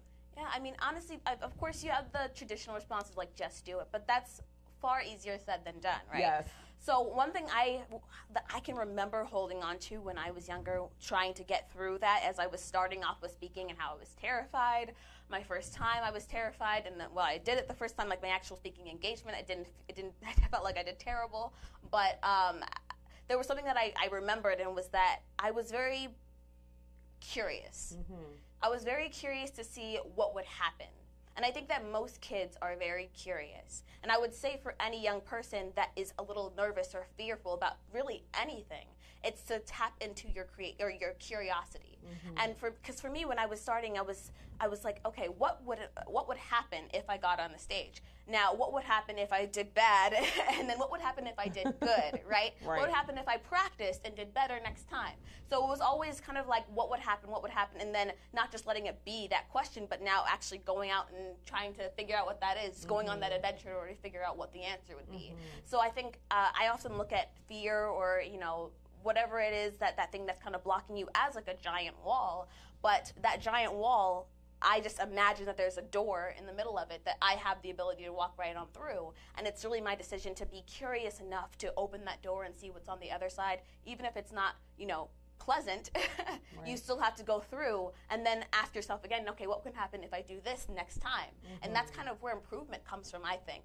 Always wondering what can happen next if I do this, what if I do that, trial and error. And I think just that curiosity is such a huge thing that people, especially when you're young, to really grasp and hold on to, because it's what will take you so much further. Yeah, that's a great response. The curiosity, giving yourself permission to explore, and like you said, go on the adventure of being curious, curious enough to what could happen, what might happen. And even if it is something that you come out on the other side and maybe it wasn't as successful as you wanted it to be, I believe success strokes your ego, but failure teaches you how to do it better the next time. So that's clearly what you did. You had that nervous feeling that first time, but you kept doing it and you were like, okay, I'll get better every time. And people ask me all the time, even now as a speaker, they'll say, well, Miss Wood, have you always been this confident? Heck no, I have not always been this confident, especially when I first started. I'm sure you can relate to that, especially when you were first on stages. Like, you're not always that confident, but you build and develop the confidence by consistently doing it, by continuing saying, I have something to prove to myself, not to anybody else, but to prove to myself and to show myself what I'm capable of. How do you show yourself what you're capable of if you won't give yourself permission to even explore? And as Gabrielle said, to go on the adventure of. So that was a great answer. Fantastic. We want to welcome Jerry Yates. Thank you for being here on Facebook Live. Welcome Cheryl Bruce. James Jones, welcome India, welcome Robin Rogers, Haki, thank you for being here. We appreciate you guys being here. Please share this out. We're talking to none other than youth speaker. Well, I don't know if I call her youth. She is still a youth, but she's a speaker phenomenon and author, Gabrielle Jordan. So I want to talk about some of the biggest lessons that you've learned, perhaps through going through those doors of curiosity, but failing. Can you share with us an example of something where a time where maybe you fell flat on your face and it was tough? But how did you pick yourself back up from that? I think, let me see if I can figure out, because I know I have experienced multiple different situations, especially when it comes to speaking and doing the things that kind of getting me out of my comfort zone kind of thing. Normally the first time that I do anything, it's not great. Like, a lot of people that are basically, what's the prodigies, right? You know, you have the prodigies that, you know, the first time they do it, they can go out and just be awesome at it. That's really not me. I'm the kind of person, like, and that's really been me for almost everything. When it comes to learning, when it comes to trying new things, it's always been like the first few times, not very good, but as I continue to do it, I get better. And I think, so let's just say like an example of my, let's say, first speaking engagement, right? So when I started off, I remember that I was actually cocky for some reason. I don't know why I was cocky, but I was like, I don't really need to practice. I know my story. I can just go up there and talk about my story or whatever. I was still shy, but I was cocky and shy, which I didn't understand. But basically, months or so or weeks before, I wasn't practicing. I was just like, I'll just go up there. I'll just do that thing, right? And so the day came, and I grew increasingly nervous. And then I walked up and I, went to do my speech. I started off. I was so shaky. I did not know what I was saying. I was pausing and stuttering, and it was just, and I ended early, and it was absolutely terrible. And I remember up there, I was just petrified, but I still kept talking. It was terrible. And by the time I walked off, I was just crying. Like, as soon as I saw my mom, like, she was walking towards me, I was walking back, and I just bawled. I started crying. I was like trying to hide my face so I could walk back there. And I feel like it was such an interesting moment to be so young and to feel that kind of emotion over something that you knew was your fault. And I think so when we look at a lot of the problems that like we face and a lot of the failures that we have, there's a point where yes, some of it's your fault sometimes, and actually a lot of the times there's just this small piece or there's a large piece where it's your fault. And I think that for me in that moment I learned something so important was to embrace my faults and then to learn from those faults, but also to know how to carry myself even afterwards. Because after I saw what I did wrong and realized what I did wrong and learned from what I did wrong, I was really able to embrace the fault there and then also be able to realize and learn how to continue to push forward and how to carry myself forward even after doing that. I think when we are able to realize what we do wrong, it's so much easier to realize what to do right next time, you know? Once you're able to really identify it and not, be so afraid to be, oh, I did this wrong, not to be so afraid and not to, shun or to turn away from what you do wrong, but instead to stare at it straight in the face and to really honor and realize what that was, then it becomes so much easier to next time or, doing something different, doing something completely new, to realize what it is that you can do right this time and what it is you can, how you can make it better. I love that, yeah. And I think a part of that, an extension of that, I'll just piggyback, is giving yourself grace. Like giving yourself grace that you're not perfect. Exactly. We're never going to be perfect. I mean, I've been speaking for the past, 7 or 8 years now. I've been in front of audiences of 2,000 or 3,000. I've been in front of audiences of 20. And I've had every once in a blue, maybe 1 or 2, where I didn't feel like I gave my best. And I got off and I'm like, dang, that wasn't, And even if the audience was telling me it was great, I know. So it was a combination of going back and looking at why didn't I do my best? Was it because I didn't prepare and practice the way I should have? And then giving myself grace to move beyond that feeling and that emotion to say, okay, that's not going to happen again. I'm going to prepare. So there are a couple things that you mentioned that I jotted down because I thought they were so powerful. Earlier on, we talked about the jewelry line, and you said, it wasn't just that you had to be cute. Because you were 9 then, right? And you're like, oh, you don't want people to just buy just because you're cute. Right. You wanted to have a really good product. Exactly. So I think that speaks to having being in a space of excellence, if you will. And then now you came right back behind that and said, now you had to make sure that you're practicing and preparing for the speaking again. So again, that connects to excellence. So I think what everybody can walk away with and asking themselves is, am I operating and functioning in a spirit of excellence? And as long as you can answer yes to that, that's when, hey, I've given my best, and then you can release it. But if you have not operated in a spirit of excellence, that's when you have to go back to the drawing board and assess, why didn't I? And to add one other thing on that was that something that I learned, my mom and I often talk about this, is that people tend to celebrate mediocrity too much. I think that we need to be able to hold ourselves to a higher standard, even to hold ourselves to a standard where, if we're not getting there, then we know that we have to keep working, And I think that people will often kind of settle for, their best, what they think their best is. But I think we often have to tell ourselves that we are better than our best, and we have to strive for better than our best. And yes, that kind of puts a lot of pressure on us, but I think that the best things come from pressure. And of course, as you said, to give yourself grace, obviously. I mean, we should, allow ourselves to breathe every now and again, but I do think that it is important that we don't allow ourselves to fall into mediocrity, and that we do watch ourselves and make sure that we are working to be better than our best. Absolutely. So you want to be amazing. George Fraser says that all the time. He's like, good is just not enough anymore. Like, you can't just be good. You can't just be great. You have to be amazing. So be willing to assess, how can I become more amazing? And I think especially the longer that you're in something, the longer that you're in an industry, or the longer that you're doing something, sometimes Les Brown says you have to be hungry. You got to be hungry. How do you stay hungry for what you do when you do it so often? Yeah, I definitely think it's the cheesy answer, but it's the true answer. It's that passion. I mean, clearly, it's so difficult to be hungry towards anything if you don't want it. Absolutely. If you don't feel like you need it. So for me, especially with speaking, that was, when I started off, it wasn't something that I knew that I was going to be doing. It was something I never really thought I should be doing. It was, because for me it was a fear, and I thought it was just, not supposed to be a part of my life. And so when people started asking me to come to events and speak, I was like, no, I'm not going to do that. I'm not going to be a part of that. No. I was then convinced by mentors and family to try it out, and then also my own curiosity to be like, all right, I'm going to do it, I'll try. And as I continued to do it, and as I practiced, as I got a coach that taught me to be better, you also taught me when I was, as I was starting out too, and as I was getting up there and doing better and being better, there was a passion, there was a reason for doing this, and that kind of grew in me. And it was a two-part. It was, one, that reason was, to be there for other people and to reach other people and to touch other people. But also on that personal end, it was to realize that I could be better and to see that I was doing better and that I was becoming better. And so I think that when it comes to the things that you're doing in life, when it comes to, for me, jewelry, the speaking, the being a motivation, being an inspiration to people, trying to do that for other people, I think for me it's a need.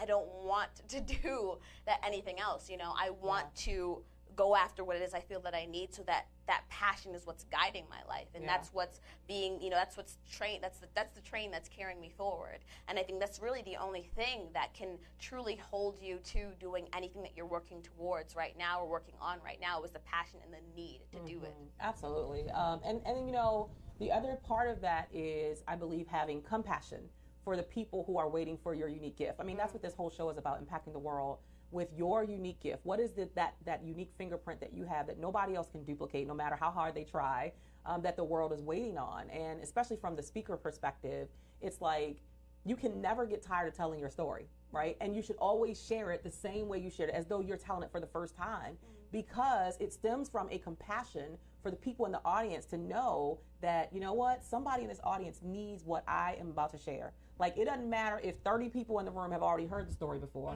There might be one who has never heard it, and maybe they came here for that blessing today. So I owe it to that person and everybody else who needs that message in that moment to share it with the same enthusiasm, the same passion, the same drive and zeal, as though I was just telling it for the first time. And so that, I think, stems from compassion for people who are in the audience, and knowing that they're seeking something. Because people don't just come to events just because. Like, people come to events and they listen to webinars and podcasts because they're seeking something. We only seek out things that we feel like we're missing or we need. And so having that compassion to know, I have an answer to somebody else's problem right now, I believe also for me keeps me energized and fired up every time I get an opportunity to speak on a stage. It's like somebody needs me right now. And I definitely say too that also comes from confidence, because a lot of people will go on stage. For me, when I started off, when I was going on stage, I always thought I was going up because someone asked me to come up there. But when I started growing confidence and also going off a stage after I spoke and people were saying I needed that, or that was so empowering, that pushed me to do this, now I'm going to start a business, or I'm going to restart the business I gave up on.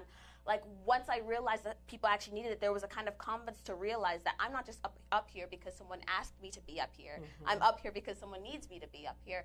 And I think that, having that confidence, I know a lot of people sometimes are so shy and they kind of think, oh, I'll do this just because I can, or just because I should, or whatever it is. But people really need to come from this place where it's like, I should do this because I need to do this, you know, that this is what I'm supposed to be doing for this person here or that person there. Absolutely. And having the confidence to realize that no matter what crowd you're speaking in front of, there is somebody, you know. Absolutely. Your story is about you, but it ain't for you. Exactly. You guys hear me say it probably every show. Your story is about you, but it ain't for you. So you went through it. You went through whatever the mess was, the trial, the challenges, but now you came out on the other end with lessons learned, valuable lessons learned, and you don't ever want to keep that knowledge to yourself. Like, that's just kind of selfish. To know something, to have an answer to something and not share it, like, come on, we don't want to do that. Exactly. So let's talk a little bit about kind of a lighter side, which is how do you maintain being a teenager while you're like this world-renowned speaker? Like, I'm sure you probably can't even go to the grocery store anymore. They're like, Gabrielle, they're yelling your name. Like, how do you maintain and kind of balance the whole, okay, I'm still just a kid with, oh my God, I am this world-renowned speaker and author that people actually look up to? I say that's probably one of the biggest pieces of my life right now, especially now as I am transitioning off into college and all of that world. Do you know where you're going? I do. Well, I'm choosing now. Okay. I'm also very, very close to my Okay. final All right. decision. Yes, but yeah, that's something that has been like a main focus of mine since I started off in business. See, my mom is more of the worker bee. Like, she's the one that's like, okay, she keeps me on track and on schedule, but I'm the kind of person that's like, all right, I need a break. Right. I need to stop right now. Right. I'll be back later. But yeah, like, it's so important to me because I'm a creative, right? That's my mind. My mind is very creative. It's very open. And for me, in order to operate, I need the freedom. I need the space in order to think. Because once I get so congested that my brain is just heavy and I can't think. And so, I can't create.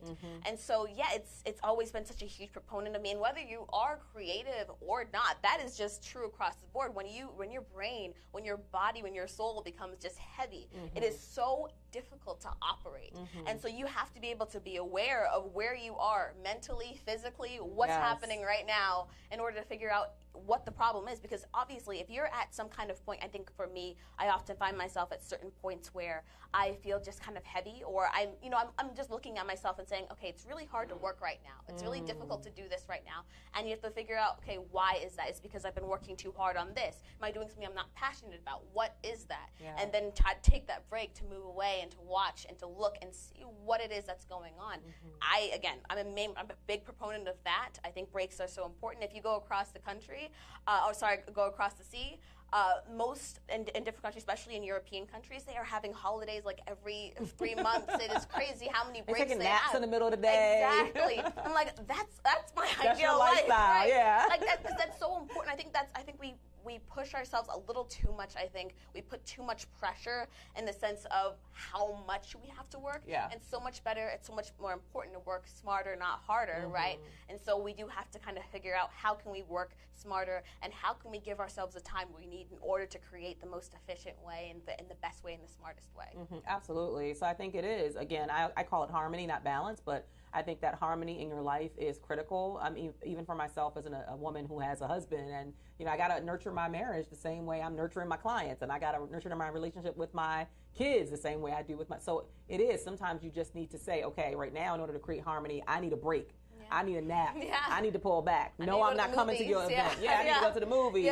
Whatever. And sometimes you have to say no to people. So how do you deal with that? Like, sometimes, just like, look, I can't. I just can't do it. How do you manage saying no, even sometimes if you want to say yes? Yeah. Well, in the sake of wanting to say no, I'll just say no, most likely. But if I want to say yes, I tend to have, it's actually kind of a process for me. It's because I'm a person that's very self-aware. It is so important to be self-aware, to understand where you are, and also to understand like what your company needs too, and as in relation to yourself. And so for me, when there is a situation where there's speaking an award, right, that I am, they're saying, oh, you can come and receive this award. Like there was once in I think it was last year, I was invited to in India to receive an award, but you had to pay for your own trip and your own hotel and a few other things, and there was a lot going on at that time too on my plate. And so it's that kind of thing where you have to be able to kind of just suss out the situation and to also kind of remove emotion out of it. Right. Because it's so easy to be so emotionally attached to these things because, oh, I want to go to India and like, oh, I want to receive this award. It'd be so cool to post this on Facebook. But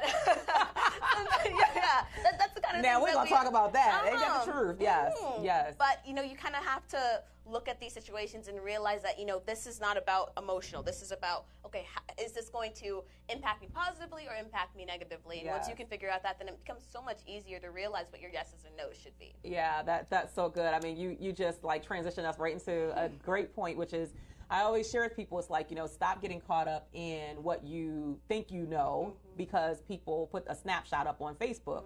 Like, it's easy. I mean, there's this commercial on TV where the girl like moves the camera like 24 times, takes 24 photos before she comes up with the one that she actually wants to post. And like, that's just so true. I call it Facebook, because it's so easy to fake like, oh, that everything looks great and everything's wonderful because of an angle or the way you took it or when you took it, and people have no idea what you went through to get there. So can you talk about the real deal? Like, what are some of the struggles that you've gone through, you know, to get to this place of success where, oh, I'm Gabrielle Jordan, the, you know, world-renowned speaker and author. Like, what's some of the things that people wouldn't know about some of the behind the scenes? I think there's been a lot of, like, for, you know, since I started, especially in the speaking, there's been just a lot of this struggle when it comes to making those decisions, those right decisions for my career, and then also making the wrong decisions and end up losing a lot because of that. I've lost, you know, a lot when it comes to, you know, having the right people on my team. I've lost a lot when it comes to, like, just making that right decision when it comes to where I'm going to travel or what I'm going to put my money into. And I've lost those kinds of things, and I think that that's almost every single entrepreneur has lost a great amount of money in, like, when they're starting a business. Can we just pause right there and just say, well, and amen? Because yes, we talked about that before you came on, that you're going to lose. You're going to lose friends. You're going to lose relationships. You're going to lose money. That's another thing, too. Like, when I was in normal school, I guess public school is what you call it, for most of my life. See, that's how you know you're talking to an international speaker. Oh, you know, what do they call it? Public school. That thing. Yeah, I was in public school for most of my life. When I started high school, I transitioned to homeschooling. Right. And I thought it'd be cool, like, it'd be no problem. You know, I'd be, you know, still friends with all my friends, and, you know, everybody be connected fine and whatever. But when you're younger, I guess, with younger kids, we just don't know how to stay connected as well, or even how to support as well. And so, you know, when I transitioned to homeschool, I lost touch with basically all of my friends from middle school. I've only now really reconnected back with them as we've all gotten a little older. Yeah. But then I lost basically connected with every single one of my old school friends, my public school friends. And that was one of the hardest transitions in my life. You know, I was going through a lot with anxiety and even depression because of that loss. Wow. And because of, you know, being young and having to do that and just to transition there. But there was still, like, it wasn't like, oh, I'm going to give up, because I loved what I was doing and I still do. And so there was this weird kind of battle that I was, like, facing with myself. It was like, I love what I'm doing, but I'm also missing, I feel like I'm missing something too. And so, you know, that, you know, the loss of, like, you know, just, you know, money and time and all those different things, you know, when you are doing something that you love, when you're just putting your heart and your soul into something that you are passionate about, it is not easy at all. And so I've always had this interesting battle when it came to social media, still have this interesting battle when it comes to social media of what to post and what not to post, to care about posting, to not care about posting, but because it's become such a big thing, you do have to post. So it's, for me, I've become this place where I'm just kind of like detaching a little bit from, especially now as I'm kind of getting into my own-ish life, I guess you can say, as I'm going into college now. There's a certain detachment that I'm starting to kind of draw, and also to allow myself to just kind of have a bit more fun with what I'm posting and to kind of be myself with it a bit more, and not allow it to just be about the brand, but to be also just about me as a person too. But I think I've always had this kind of struggle with social media, because I've never been a person that's been into, like, the trends or to, you know, portraying yourself in a certain way and being a certain person. And that's kind of everything that social media is about portraying yourself in a certain way and being a certain person. It is, but I love that. I love that you said that you're working on, your own transition with it and sharing more of you. One of the things I like to do, and my people who follow me know that I'm all about being transparent. Like that, I get more emails and inbox messages about my transparency than anything else. Like this is probably maybe 2 weeks ago, I posted a picture that I could actually cross my legs again. Like I've been overweight for a while and haven't been able to cross my legs. I got so much response from that post. I was like, really? But it was just me being transparent. But in the business side, in the business side, I also like to be transparent. So I actually, again, a couple weeks ago, shared a post where I had gotten rejected for some speaking engagement. And then I did a Facebook Live a couple weeks ago about like being in the season of rejection, because sometimes, social media will make it seem like, oh, everything's perfect. There's no challenges. You just get accepted for, she's speaking all over the world. I'm like, girl, I got 24 rejections before I got that one opportunity to go to Africa. Absolutely. So you have to be, I believe the way that I get value out of it is by being authentic and transparent and sharing the good and the bad. Yeah. Like I am intentional about showing people, hey, look, I just got this rejection. Like that wasn't cute. That didn't feel good, but I'm not gonna let it stop me, because I believe that if one door is closed, if it's a rejection, it's either for your protection or it's a rejection because God is setting you up for something greater. So before I got this opportunity to be awarded in Africa next week, I had gotten rejected for a couple of awards I had been nominated for, and my little feelings were just so hurt. I was all up in my emotions, but then come to realize those two were local, and here God was thinking global. And so I had to step back out of my own way and be like, look, everything is going to play out the way it's supposed to play out.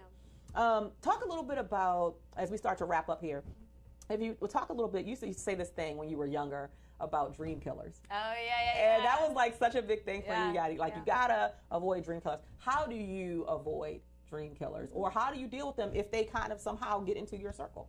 I will say that what's hilarious is that when I wrote the book, and that was a big thing that I put in the book, that was a whole chapter, dream killers. I actually never experienced dream killers before that. I wrote that book based off the experience of other people and learning from other people's lives and just learning those different stories. And that's why I wrote that chapter based off of.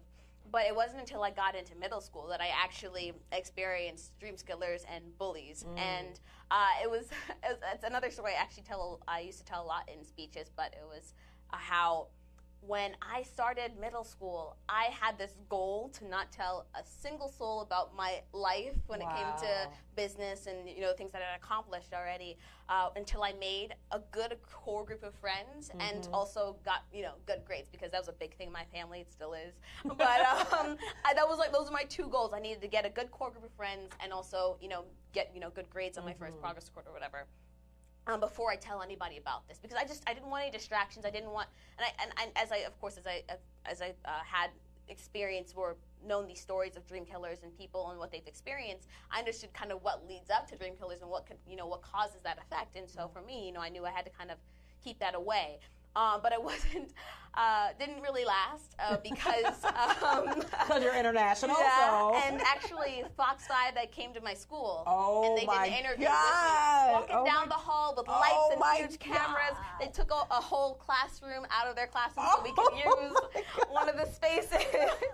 And the day after, it was a switch, immediate snap switch, where people were actually very positive at first, right? People were asking me all these questions. They wanted to be my friend. They wanted to sit next to me and talk to me and all of that, which was cool. But it wasn't, maybe a week or less where people started asking me then for money and for things. And initially I would be like, oh yeah, I'll give you a piece of earrings for your birthday, or I will, buy you some food on the vending machine. Why not? But the moment I said no, to one person, that was the immediate shift. That was the kind of shift that people would look at me and they would talk to me in front of me, behind my back, wherever it was, and it was always that same, almost a consistent thing they would say was, you're gonna fail, or your jewelry sucks. I know the one I always remember is that, oh, your jewelry looks like it came from the dollar store or something, and oh yeah, they were definitely haters. I'm sorry, we will call it what it is. They were haters. Because your stuff do not look like it's from the dollar store. No. Even when she was 9, it didn't look like it was from the dollar store. So they're haters. Okay. Yeah, but I know at first, because of course it did get to me. Obviously, you get that if it's constant. People are constantly telling you the same thing over and over again. It's gonna get to you, and so it did, but not for long. So for me, as I said, I'm a very self-aware person, which is not really normal for someone at my age, but I think it was something that I continued to practice in. I couldn't just, say I'm self-aware and then like throw it away and not try and consistently be self-aware. So I was consistently looking at myself, always looking at myself. What can I do? What can I do to better things? And that's across the board, the best thing that you can do for yourself is to always look at yourself.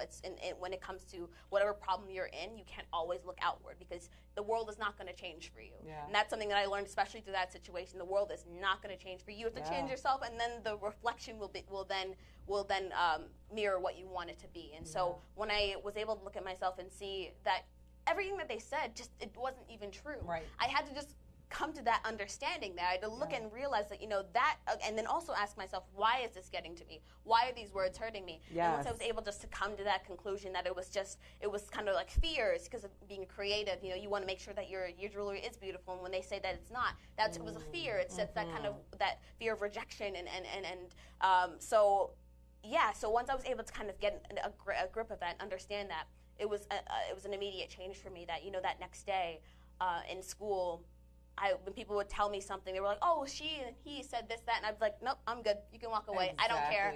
And when people would come straight to me and talk to my face about, oh, you suck and this, that, and the other, I would just be like, turn around and walk away. Exactly. I was like, okay. Okay, exactly. and it was almost, I would probably even say maybe less than a month, around less than a month that, people just kind of forgot. Like they just not so much forgot about like what I was doing because I would still have good people that would still ask about it. Yeah.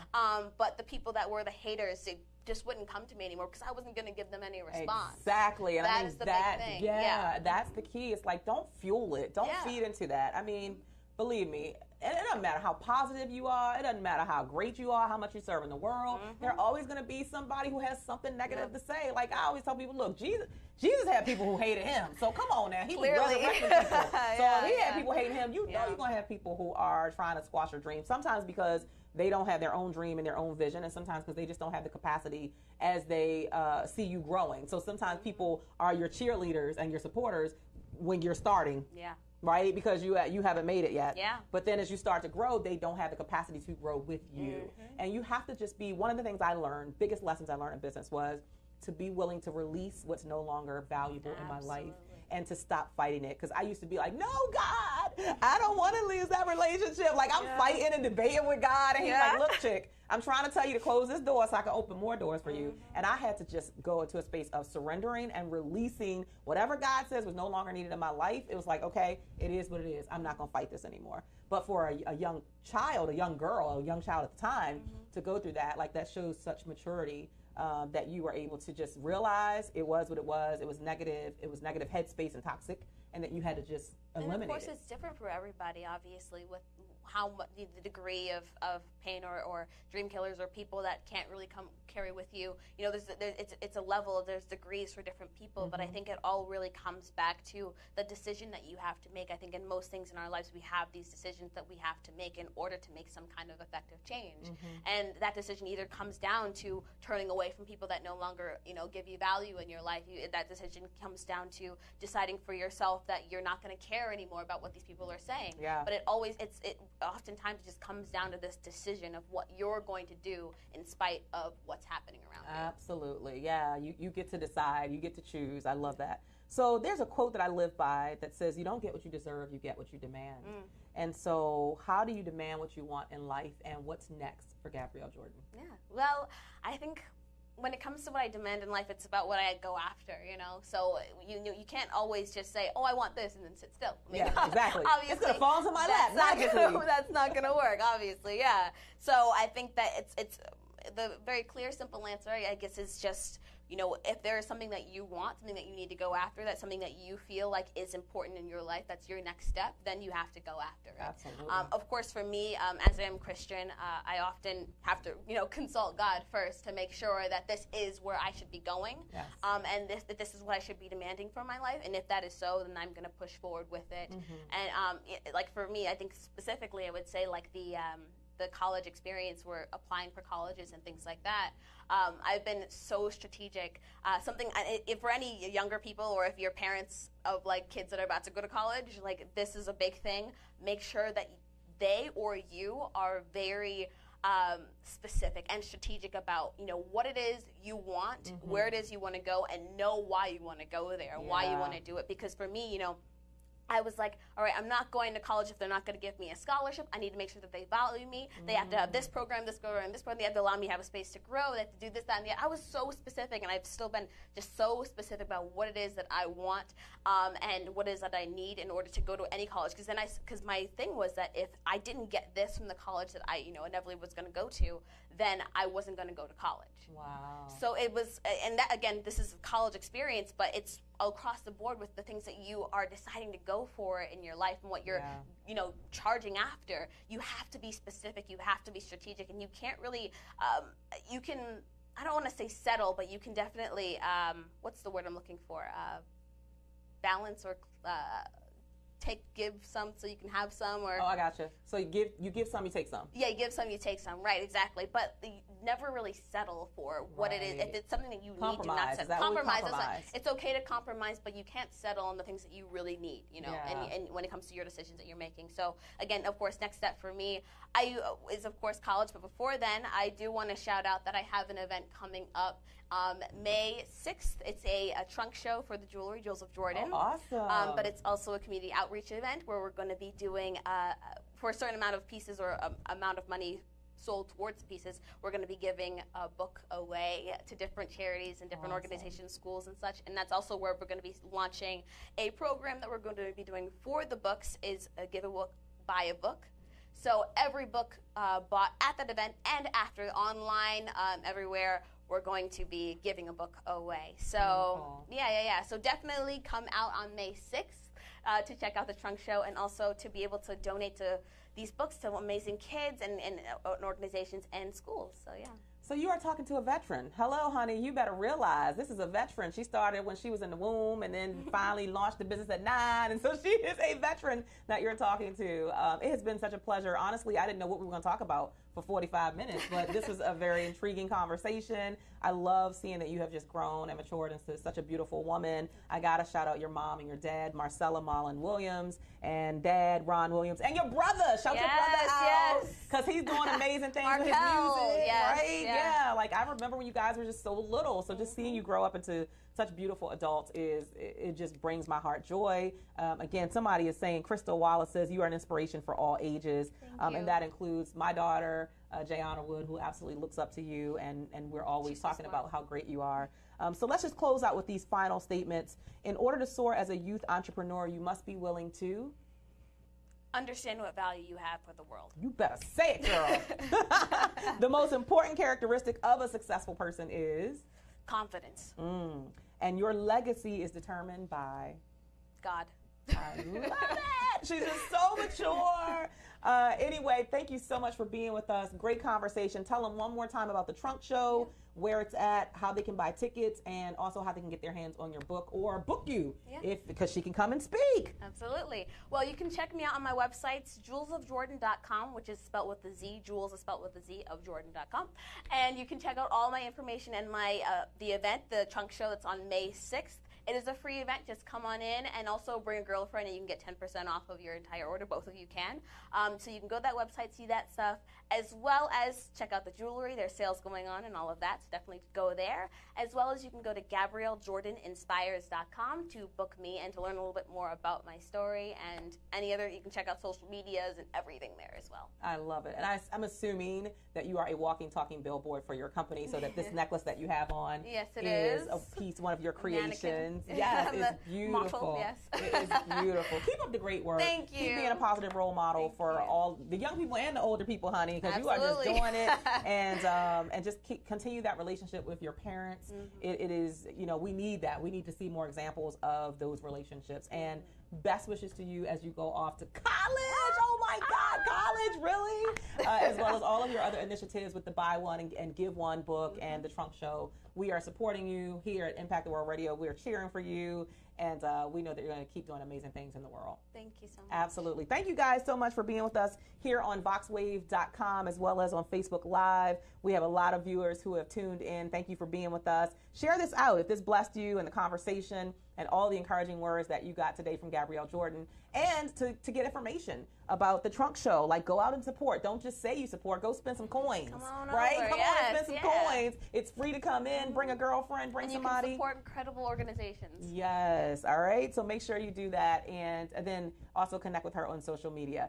All right, guys. Well, I will not be here live next week because I'll be in South Africa. Woo. Amen. I cannot wait. I'm super excited. Again, another shout out to Tierra Destiny Reed and the When Women Heal movement for honoring me as a global leader in Johannesburg, South Africa next week, and for having my daughter Jayana as a speaker at the Leadership Summit. We can't wait. We're not looking forward to the flight there because it's crazy. It's like 18 hours flight time, but we'll make it. We'll survive, and we'll get there, and I'm sure it's going to be an amazing experience that my husband and my kids and myself, we get to experience. So we will be here in 2 weeks, but the show will still run next Wednesday, 12 to 2, and the following Wednesday from 12 to 2, we're going to have our replay of some amazing shows that we had in the past with, I believe, Avis Jones DeWeaver, Nicole Walters, Arsha Jones, and some other phenomenal people that we've had on the show.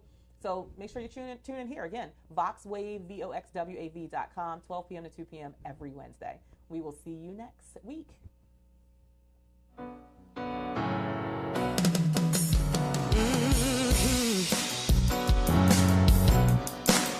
We have powerful words. We have powerful minds. We use our voices and freedom takes flight.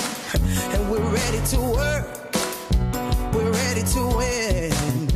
We have a strategy and now we can begin. We are standing bolder, shoulder to shoulder. Playtime is over. Playtime is over. Now you are a champion. God is my witness. Imperfect perfection. Living my mission and winning. See, we are influencers. We have fear but don't stop. I have the confidence to rise to the top. We are standing bolder, shoulder to shoulder. Playtime is over.